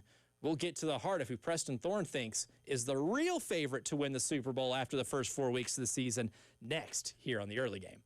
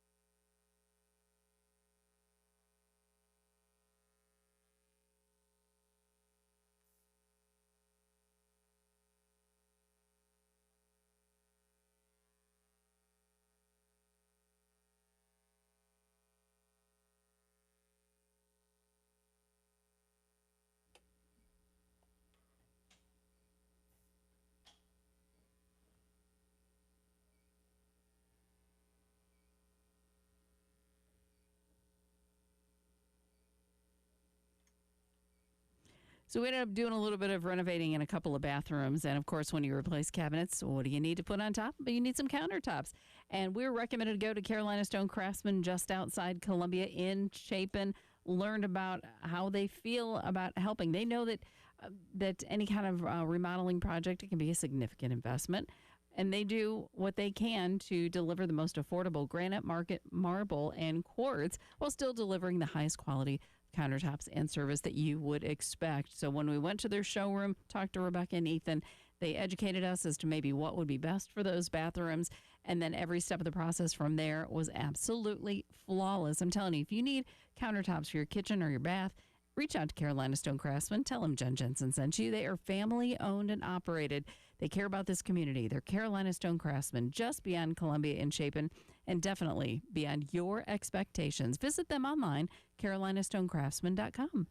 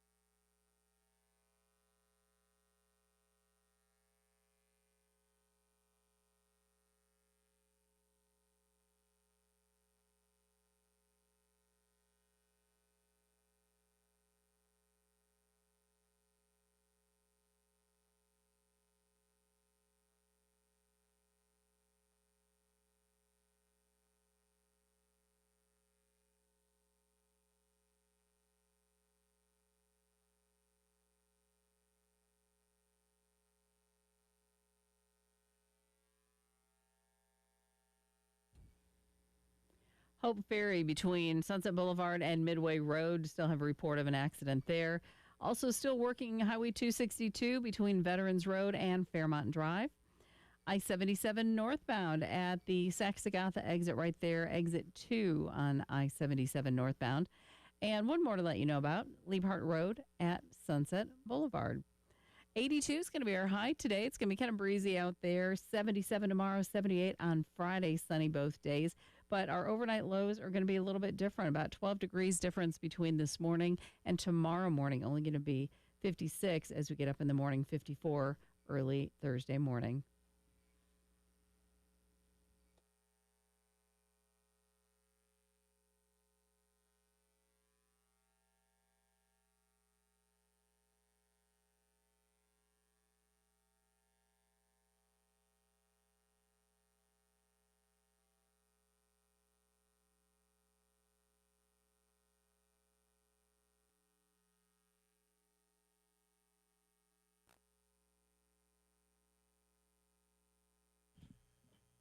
Time to force Preston to play a game. Again, I'm like Jigsaw. When I ask if you'd like to play a game, that is not a real question, it's a rhetorical question, because if you hear that, you are playing the game. I'm ready. I'm in. Cash or pass. Explain the rules one more time for me. So I will give you a team. Yep. A team A, if you will, and then I'll present you a team B. In this hypothetical, you are given $100 to bet on a team to win the Super Bowl. If you think team A that I've given you has a better chance than team B, you will pass. And we'll move on to another team to compare to team A. But if you think team B is the team presented is better than team A, and you'd rather put your hypothetical hundo on them, it's cash. So we'll start off. I'll give you the Ravens.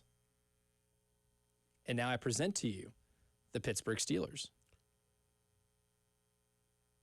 Pass. Passing on the Steelers, sticking with maybe a healthy Lamar. You still have the Ravens. I present to you the Chargers. Ooh. They're kind of fun over there. Frisky. Cash. Oh. Cash that. Yeah, I Jim Harbaugh, man, he's a great coach. He's quirky, but he's a great coach. Straight up a football coach. Justin Herbert, is this finally going to become the thing that it's supposed to have been? Starting to. Giants defense terrorized him a little bit. He's due for one of those games every now and then. I'll take that. But we've seen a lot of growth from Justin Herbert. So you have the Chargers. I present to you the Tampa Bay Buccaneers. Baker's frisky. Frisky. Two frisky teams. I'm a pass, though. So you still have the Chargers. Now I present you the other LA team, the Los Angeles Rams. Pass. Not buying in on the Rams. No, I get it, but I just feel like that's over with. Now you still have the Chargers. I present to you the Detroit Lions. Cash. I like this Lions team a lot. Again, even without the coordinators. It's fun. They've managed to do something that's really interesting. They're a hard-nosed but still very fun team. Like the best of everything. They have something for everyone. Yeah, their brand is that we're going to be tough, we're going to be physical, but they're very fun to watch still, which is an amazing trick that they've pulled off. Not many teams, I think, in theory, would love to do that. But they pull it off in practice. Right. They're actually doing it, so yeah. So you have the Lions. I now present to you the Green Bay Packers. Nothing against Green Bay, but I'll pass on that. That so far maybe has been one of the more interesting results from week one was what the Packers defense did to that Lions offense, which is now apparently scoring 1 billion points on everybody that they play. So you have the Detroit Lions. I now present to you the defending Super Bowl champion, Philadelphia Eagles. Pass. I don't think that offense has to be able to do something. I mean, when you look at Jalen Hurts, I've always had sort of a question mark on him, but I give him extra points for being leader guy. Yeah. And I do think that counts for something, which he's going to need because A.J. Brown is going to be actively destroying that locker room here very shortly. And Sirianni is not the guy. I don't trust him to pull that together. So I'll pass on that. Yeah, the thing with the Eagles, too, when they beat the Buccaneers on Sunday, they had 200 yards of total offense. Just 200. It's like their lowest in a game. I want to say it's been 2 decades since they've won a game while only having 200 yards or less of total offense. Not ideal, but still undefeated for now. So you have the Lions. I present to you the red-hot Kansas City Chiefs. Offense looks like it's back to original form a little bit. I'm going to They cash beat up that. on the Ravens. I'm going to cash that, man. I cannot, until it's over, I can't bet against them. Until they are till the dirt is on top of them. As long as you have that play caller on both sides of the rock. Steve Spagnuolo still. And if you want to talk about guys that are maybe those creative in terms of coming up with exotic blitzes and just pressure coming from all angles and you never know where it's coming from any given play and disguising stuff, Spags is the best. Yeah, as long as you have him and you have Andy Reid obviously dialing things up, the one of the greatest quarterbacks we've ever seen, have the receivers coming back to get a little bit more of a deep threat, I can't count them out. One more team, though. So you have the Kansas City Chiefs. Do the Buffalo Bills tickle your fancy? If not now, when? That's the question, man. That, like, with them and the Ravens going into this year, those two teams, I'm like, I like your roster better than Kansas City. As great as Patrick Mahomes is, Lamar Jackson and Josh Allen are very good. Those are the two MVP candidates last year. Lamar, because the injury, is going to maybe miss some time. I don't know. They're being top secret about that. But in a normal year, yes, those two would be the leaders in the pack for MVP this year. Everything is in line for those teams to finally get over the hump. But if not now, when for the Buffalo Bills? The only thing, the best chance that the way that I would cash this is if Buffalo goes through, has a great regular season, and is able to make the playoffs run through Buffalo.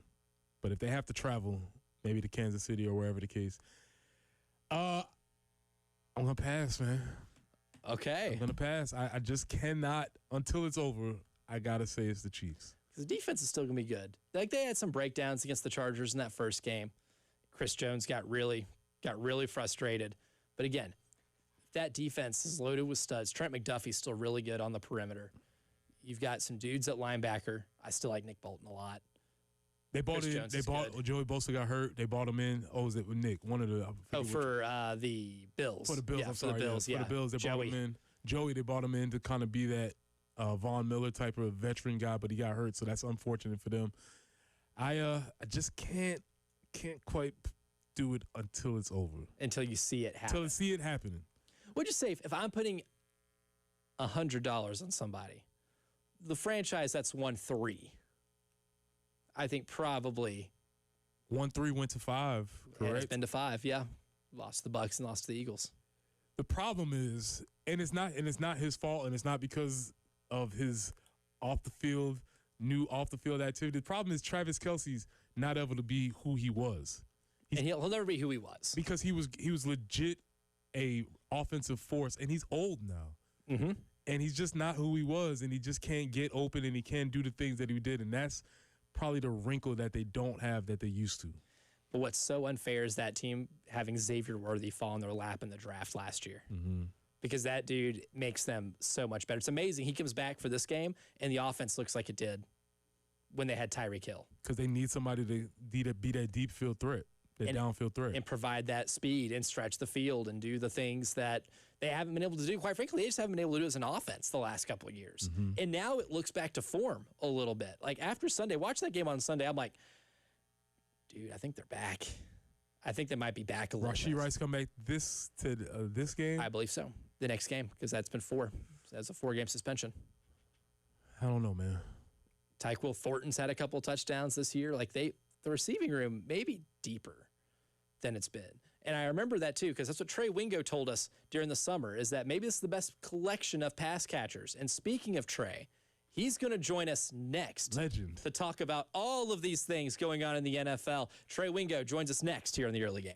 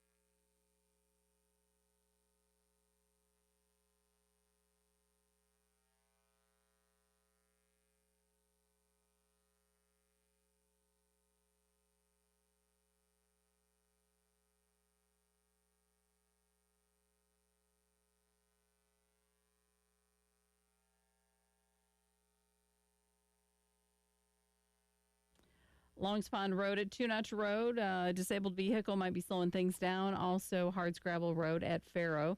I-77 northbound right there at exit 2. The left lane is blocked, so be sure to stay right there at I-77 northbound at exit 2.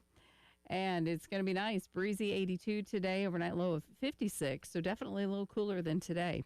77 on Thursday. 78 on Friday. Those overnight lows the rest of this week, again, in the mid to upper 50s, whereas right now we're sitting at 68 on 107.5 The Game.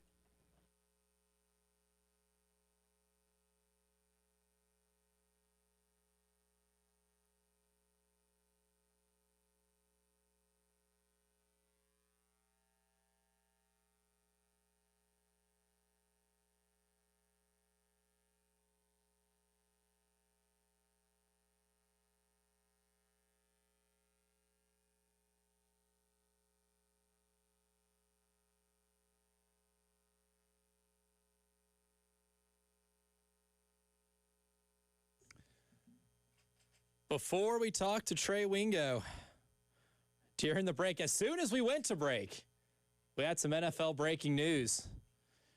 Joe Flacco, the Flack attack, the man who Derek Mason once told me can throw a football through a hurricane, has been benched. And the Browns will start rookie quarterback Dylan Gabriel. Oh. You almost had me. We almost had you. Almost had you. But that means Shedeur Sanders is one snap away. Uh-huh. I guess.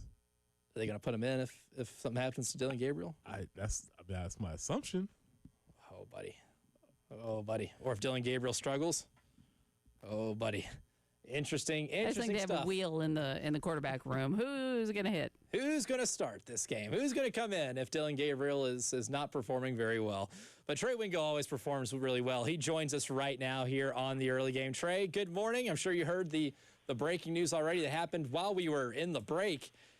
And does it seem to you like Cleveland is kind of throwing the white flag, or is this now just a see what you got in the room and see what you can do moving forward? Well, Elijah, good to be with you. Good morning, everybody. I think it's all of those things. And if you'll allow me a moment, if you would just go and look at the Straight Facts Homie podcast, which is available every digital podcast and on YouTube, I said on Sunday this was going to happen.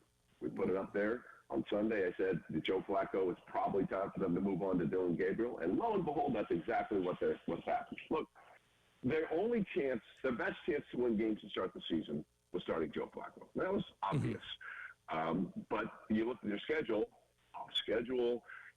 and what happens if he struggles. And I thought right around this time, and again, you can see it dated on September 28th, they're probably going to bench Joe Flacco and go to Dylan Gabriel. And so they're going to give Dylan Gabriel, I think, a lot of room because they invested a third-round pick in him. And I don't care what people think about Shedeur Sanders.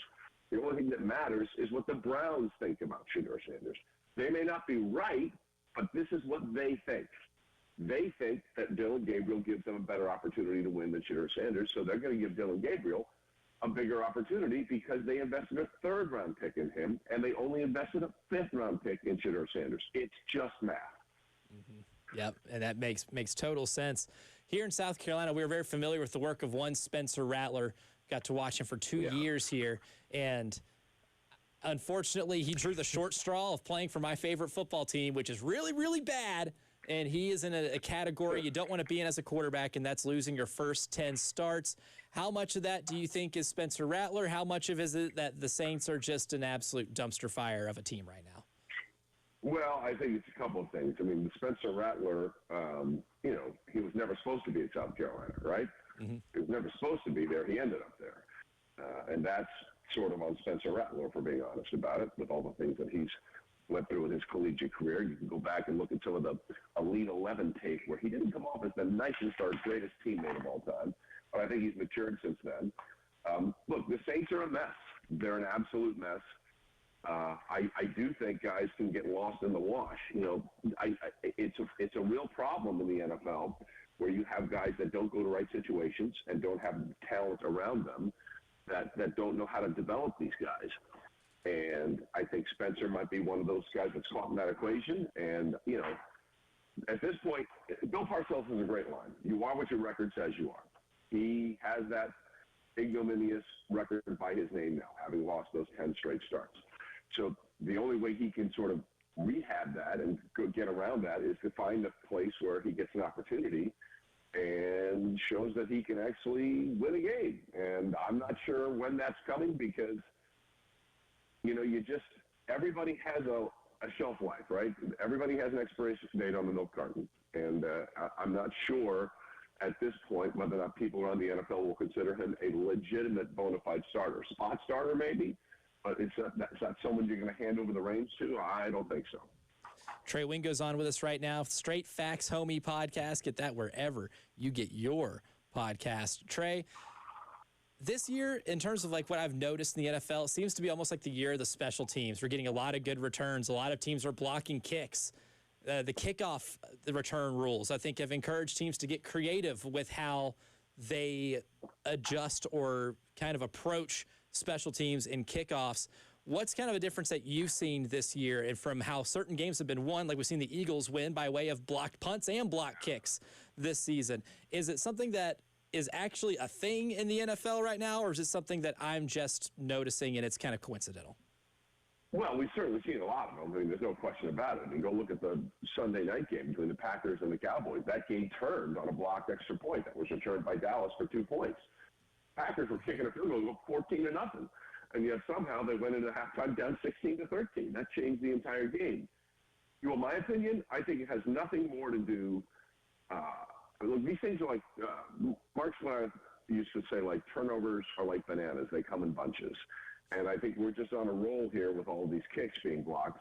But I do think part of the equation, if we're being honest about it, is the lack of game execution in preseason games. We don't do a lot of it anymore. A lot of players and starters don't play. That mechanic of that special teams operation. Like one of the most impressive things I've seen this entire year was the Chiefs fire drill in the Week 1 game against the Chargers in Brazil, where they had no timeouts right before the half, and they ran onto the field and kicked that thing as time expired. Mm-hmm. Now, why are they executing that and other teams aren't? Because that unit has been together for a while. They know how to do this. And I think a lot of times, especially in an era where you're paying so much money to your top stars, when you get to your lower-level peer players on your team, that's where you try and save money. And that's where you put a lot of special teamers. And a lot of these special teamers that are in these situations, because of the lack of playing time in preseason, that they don't really have the mechanics down yet. I mean, like, the Eagles blocked 2 fourth-quarter field goals and returned one of them for a touchdown. Then the next week they blocked a punt for a touchdown to start the game against the Bucs. You can't count on that. That's not going to happen every week. It's just sort of a fluky thing we're going through right now, but it doesn't surprise me that we're going through it in the first 4 weeks of the season. Certainly. And, Trey, there's 2 division races that I am just enamored with right now. Even just 4 weeks in the season, but they're 2 divisions loaded with good teams. Which one are you more interested in between the AFC West or the NFC North? Oh, I definitely am interested in the AFC West. I mean, I think there might be 3 playoff teams there. The Packers are interesting because the first 2 weeks they look like gangbusters, and then they stubbed their toe against Cleveland. Now, Cleveland's a tough team to play at home because their defense is legitimately scary. I can't explain the Cowboy game. What happened there made no sense whatsoever. That's why sometimes you just rack things up to football because it's a weird-shaped ball that bounces crazily, The Vikings, I'm not sure what the Vikings are. The Lions, I still think the Lions are probably the best team in the NFC North. And the Bears are the Bears. And until they become relevant, I don't care. I mean, they're the only team in the NFL that has a 4,000-yard passer. They're the only team in the NFL that doesn't have one single 4,000-yard passer. So, as soon as they catch up and play modern football, I guess we can talk more about the Bears. But the AFC West is fascinating to me because the Chargers really blew it on Sunday. Mm-hmm. I mean, I get it. You're coming home west to east, West Coast to East Coast, 1 o'clock start. That's problematic. I don't care. You should beat the Giants. You should beat a winless team starting a rookie quarterback. And they came out flat as a pancake and let Jackson Dart drive a 9-play, 89-yard touchdown drive in his first NFL drive. And you can't do that if you're a top-tier team. So the Chargers, which they hadn't done all season, chargered on Sunday, right? They did the thing where they underperformed. The Broncos have been uneven, but it looks like they found their footing. But it's hard to judge with, you lose to the Colts. You beat Jake Browning and the Bengals, who look abysmal right now. And then there's Kansas City, because let's be honest, the Raiders are irrelevant yet again. So then there's Kansas City, and everybody was like, oh, let's throw dirt on the Chiefs' grave. Really? You sure you want to do that? I mean, Xavier Worthy was back, and look what happened. It's incredible. Suddenly they're up and down the field. And here's the thing nobody remembers, or people just forget, or they hadn't even thought about it. Do you know the number of regular season snaps that Patrick Mahomes has played with Rashee Rice, Hollywood Brown, and Xavier Worthy on the field at the same time? Oh, is it 0? It's a 0. Big, fat 0. So look what happened when they got Worthy back. Now add Rashee Rice into the equation after 2 more games of suspension. Reports of the Kansas City Chiefs' death have been greatly exaggerated. I think when it's all said and done, they're still going to be there. The Chargers have lost now both their starting tackles, and Alti's out for a few weeks, and Rashawn Slater's out for a while. Khalil Mack is already hurt. And they chargered, and that was the whole thing they weren't going to do anymore, and they did it against the Giants. So, I used to work in St. Louis, Missouri, and Missouri's the show-me state. You're going to have to show me somebody's going to beat Kansas City before I'm going to freaking believe it. I'm going to steal that line right there. Trey Wingo, our guest, Straight Facts Homie Podcast. Trey, appreciate your time, and talk to you again here soon. You got it, guys. Take care. Appreciate it. Trey's a winner. We'll give our winners for the show next.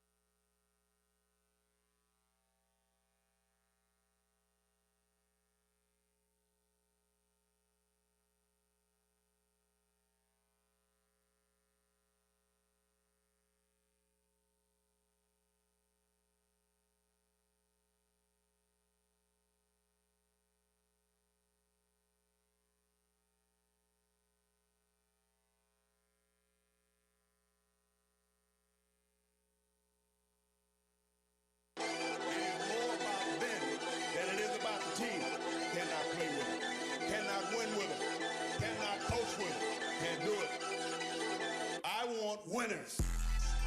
Winners. So do we, Coach. And we got him for you. Former 49ers head coach Mike Singletary. Most importantly, Bears legend Mike Singletary. Since Trey Wingo took a dump on Jensen's Bears. That was going to be nice. We have to defer to Trey because he's a legend in his own right. So we're going to defer to him. But yes, that wasn't nice, Trey. I know I kind of wanted to, but I guess you don't wave your finger at somebody like that. But I was like, okay, I got you. So they have feelings too, Trey. Yeah. Winners, feelings. Yes. The feelings, the Chicago Bears. I'm not disrespecting MTSU legend Kevin Byard like that. My winners for today's show, special teams in the NFL. It's mattering. The National Football League's having a beaver ball moment because you heard Trey Wingo talk about the Eagles. Blocked 2 kicks against the Rams to get a win. He gave a great explanation as to why also. And you think about it, because of the lack of opportunities, the lack of reps for the starters in preseason. We've talked about operations, how special teams is all about operations. It's all about reps. And when you don't get those things in live settings, it's very difficult to replicate and just be able to go into a game and do it. So that made a lot of sense, and I hadn't thought about it, but it makes a ton of sense. It really does. And he mentioned my favorite play of the year so far, the Chargers fire drill field goal to beat the Chargers. Or not Chargers, the Chiefs in Brazil. The year of the fire drill field goal. Georgia Tech did it to beat Clemson. When done correctly, is one of the most exciting plays in football. Adrenaline. Pure adrenaline. Another winner, Seahawks versus Buccaneers. Uniform matchup because the Seahawks are going to be wearing the 70s through 90s jerseys, the silver helmets, the old school look. Fun. And the Buccaneers will be wearing their white, old school 70s jerseys with the creamsicle. Only thing I can think of is how bad they were when they were wearing those jerseys. It's just sucking ears. It's just associated with losing. I don't know if there's a jersey. I'm sure. I mean, any Jets jersey probably, but a jersey that's just strictly associated with losing, ineptness. The Tampa Bay Yucks. Garbage. That being said, I got 2 winners. I got a couple winners, but let's start with the WNBA. Asia Wilson advances to the finals again. 35. Go. 8 rebounds, 4 blocks, 4 assists. I mean, what are we talking about here? She's the 8th player to score 30 points in a 30-point playoff game. She did it for the 8th time in her career, the most out of anybody, and that's all the legends that have played in W. And she's ours, as I keep saying. But she advanced over Aaliyah Boston, who had a great game herself. 11 points, 16 boards. And they both kind of do exactly what they do. Asia is just a notch ahead. She's just a notch ahead. Aaliyah is obviously solid. Just came up a little bit short. So those are my winners on that basketball court. My other winner, an OG from basketball, unfortunately, a college basketball legend, Lawrence Moten, passed away from the Syracuse Orangemen. And when you talk about cool players, we talk about just being cool. Go look him up. Go Google him. He wore the high socks. He had an afro. Yes. He was really fun to watch when he was playing in the early 90s. And it was just my formative time of watching sports. And so Big East, Big Mondays, Dick Vitale, poetry and Moten, and he would have all those types of things. Cool being.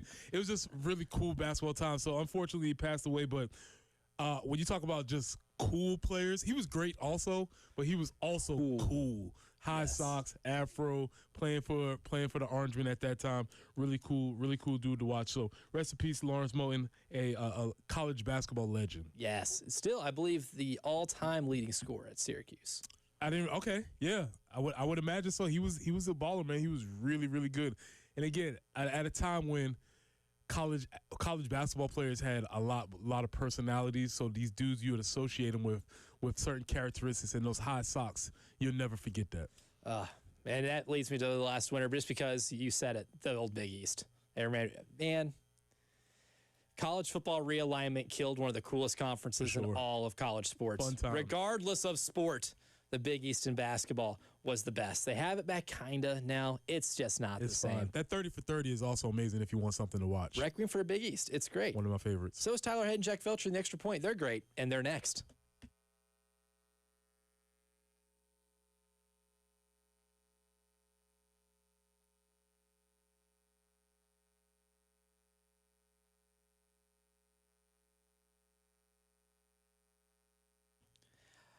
I love hosting friends and I love having people over, especially in the fall, to watch football games, to watch scary movies. Big fan of the horror movie genre. Big fan of having my friends over to enjoy it with me. But if my carpet looks really bad, I'm going to be a little self-conscious about it. But Zero Res helps me with that anxiety because they remove dirt from the living spaces that we all spend time in, unlike any other. And unlike traditional cleaners, Zero Res's zero water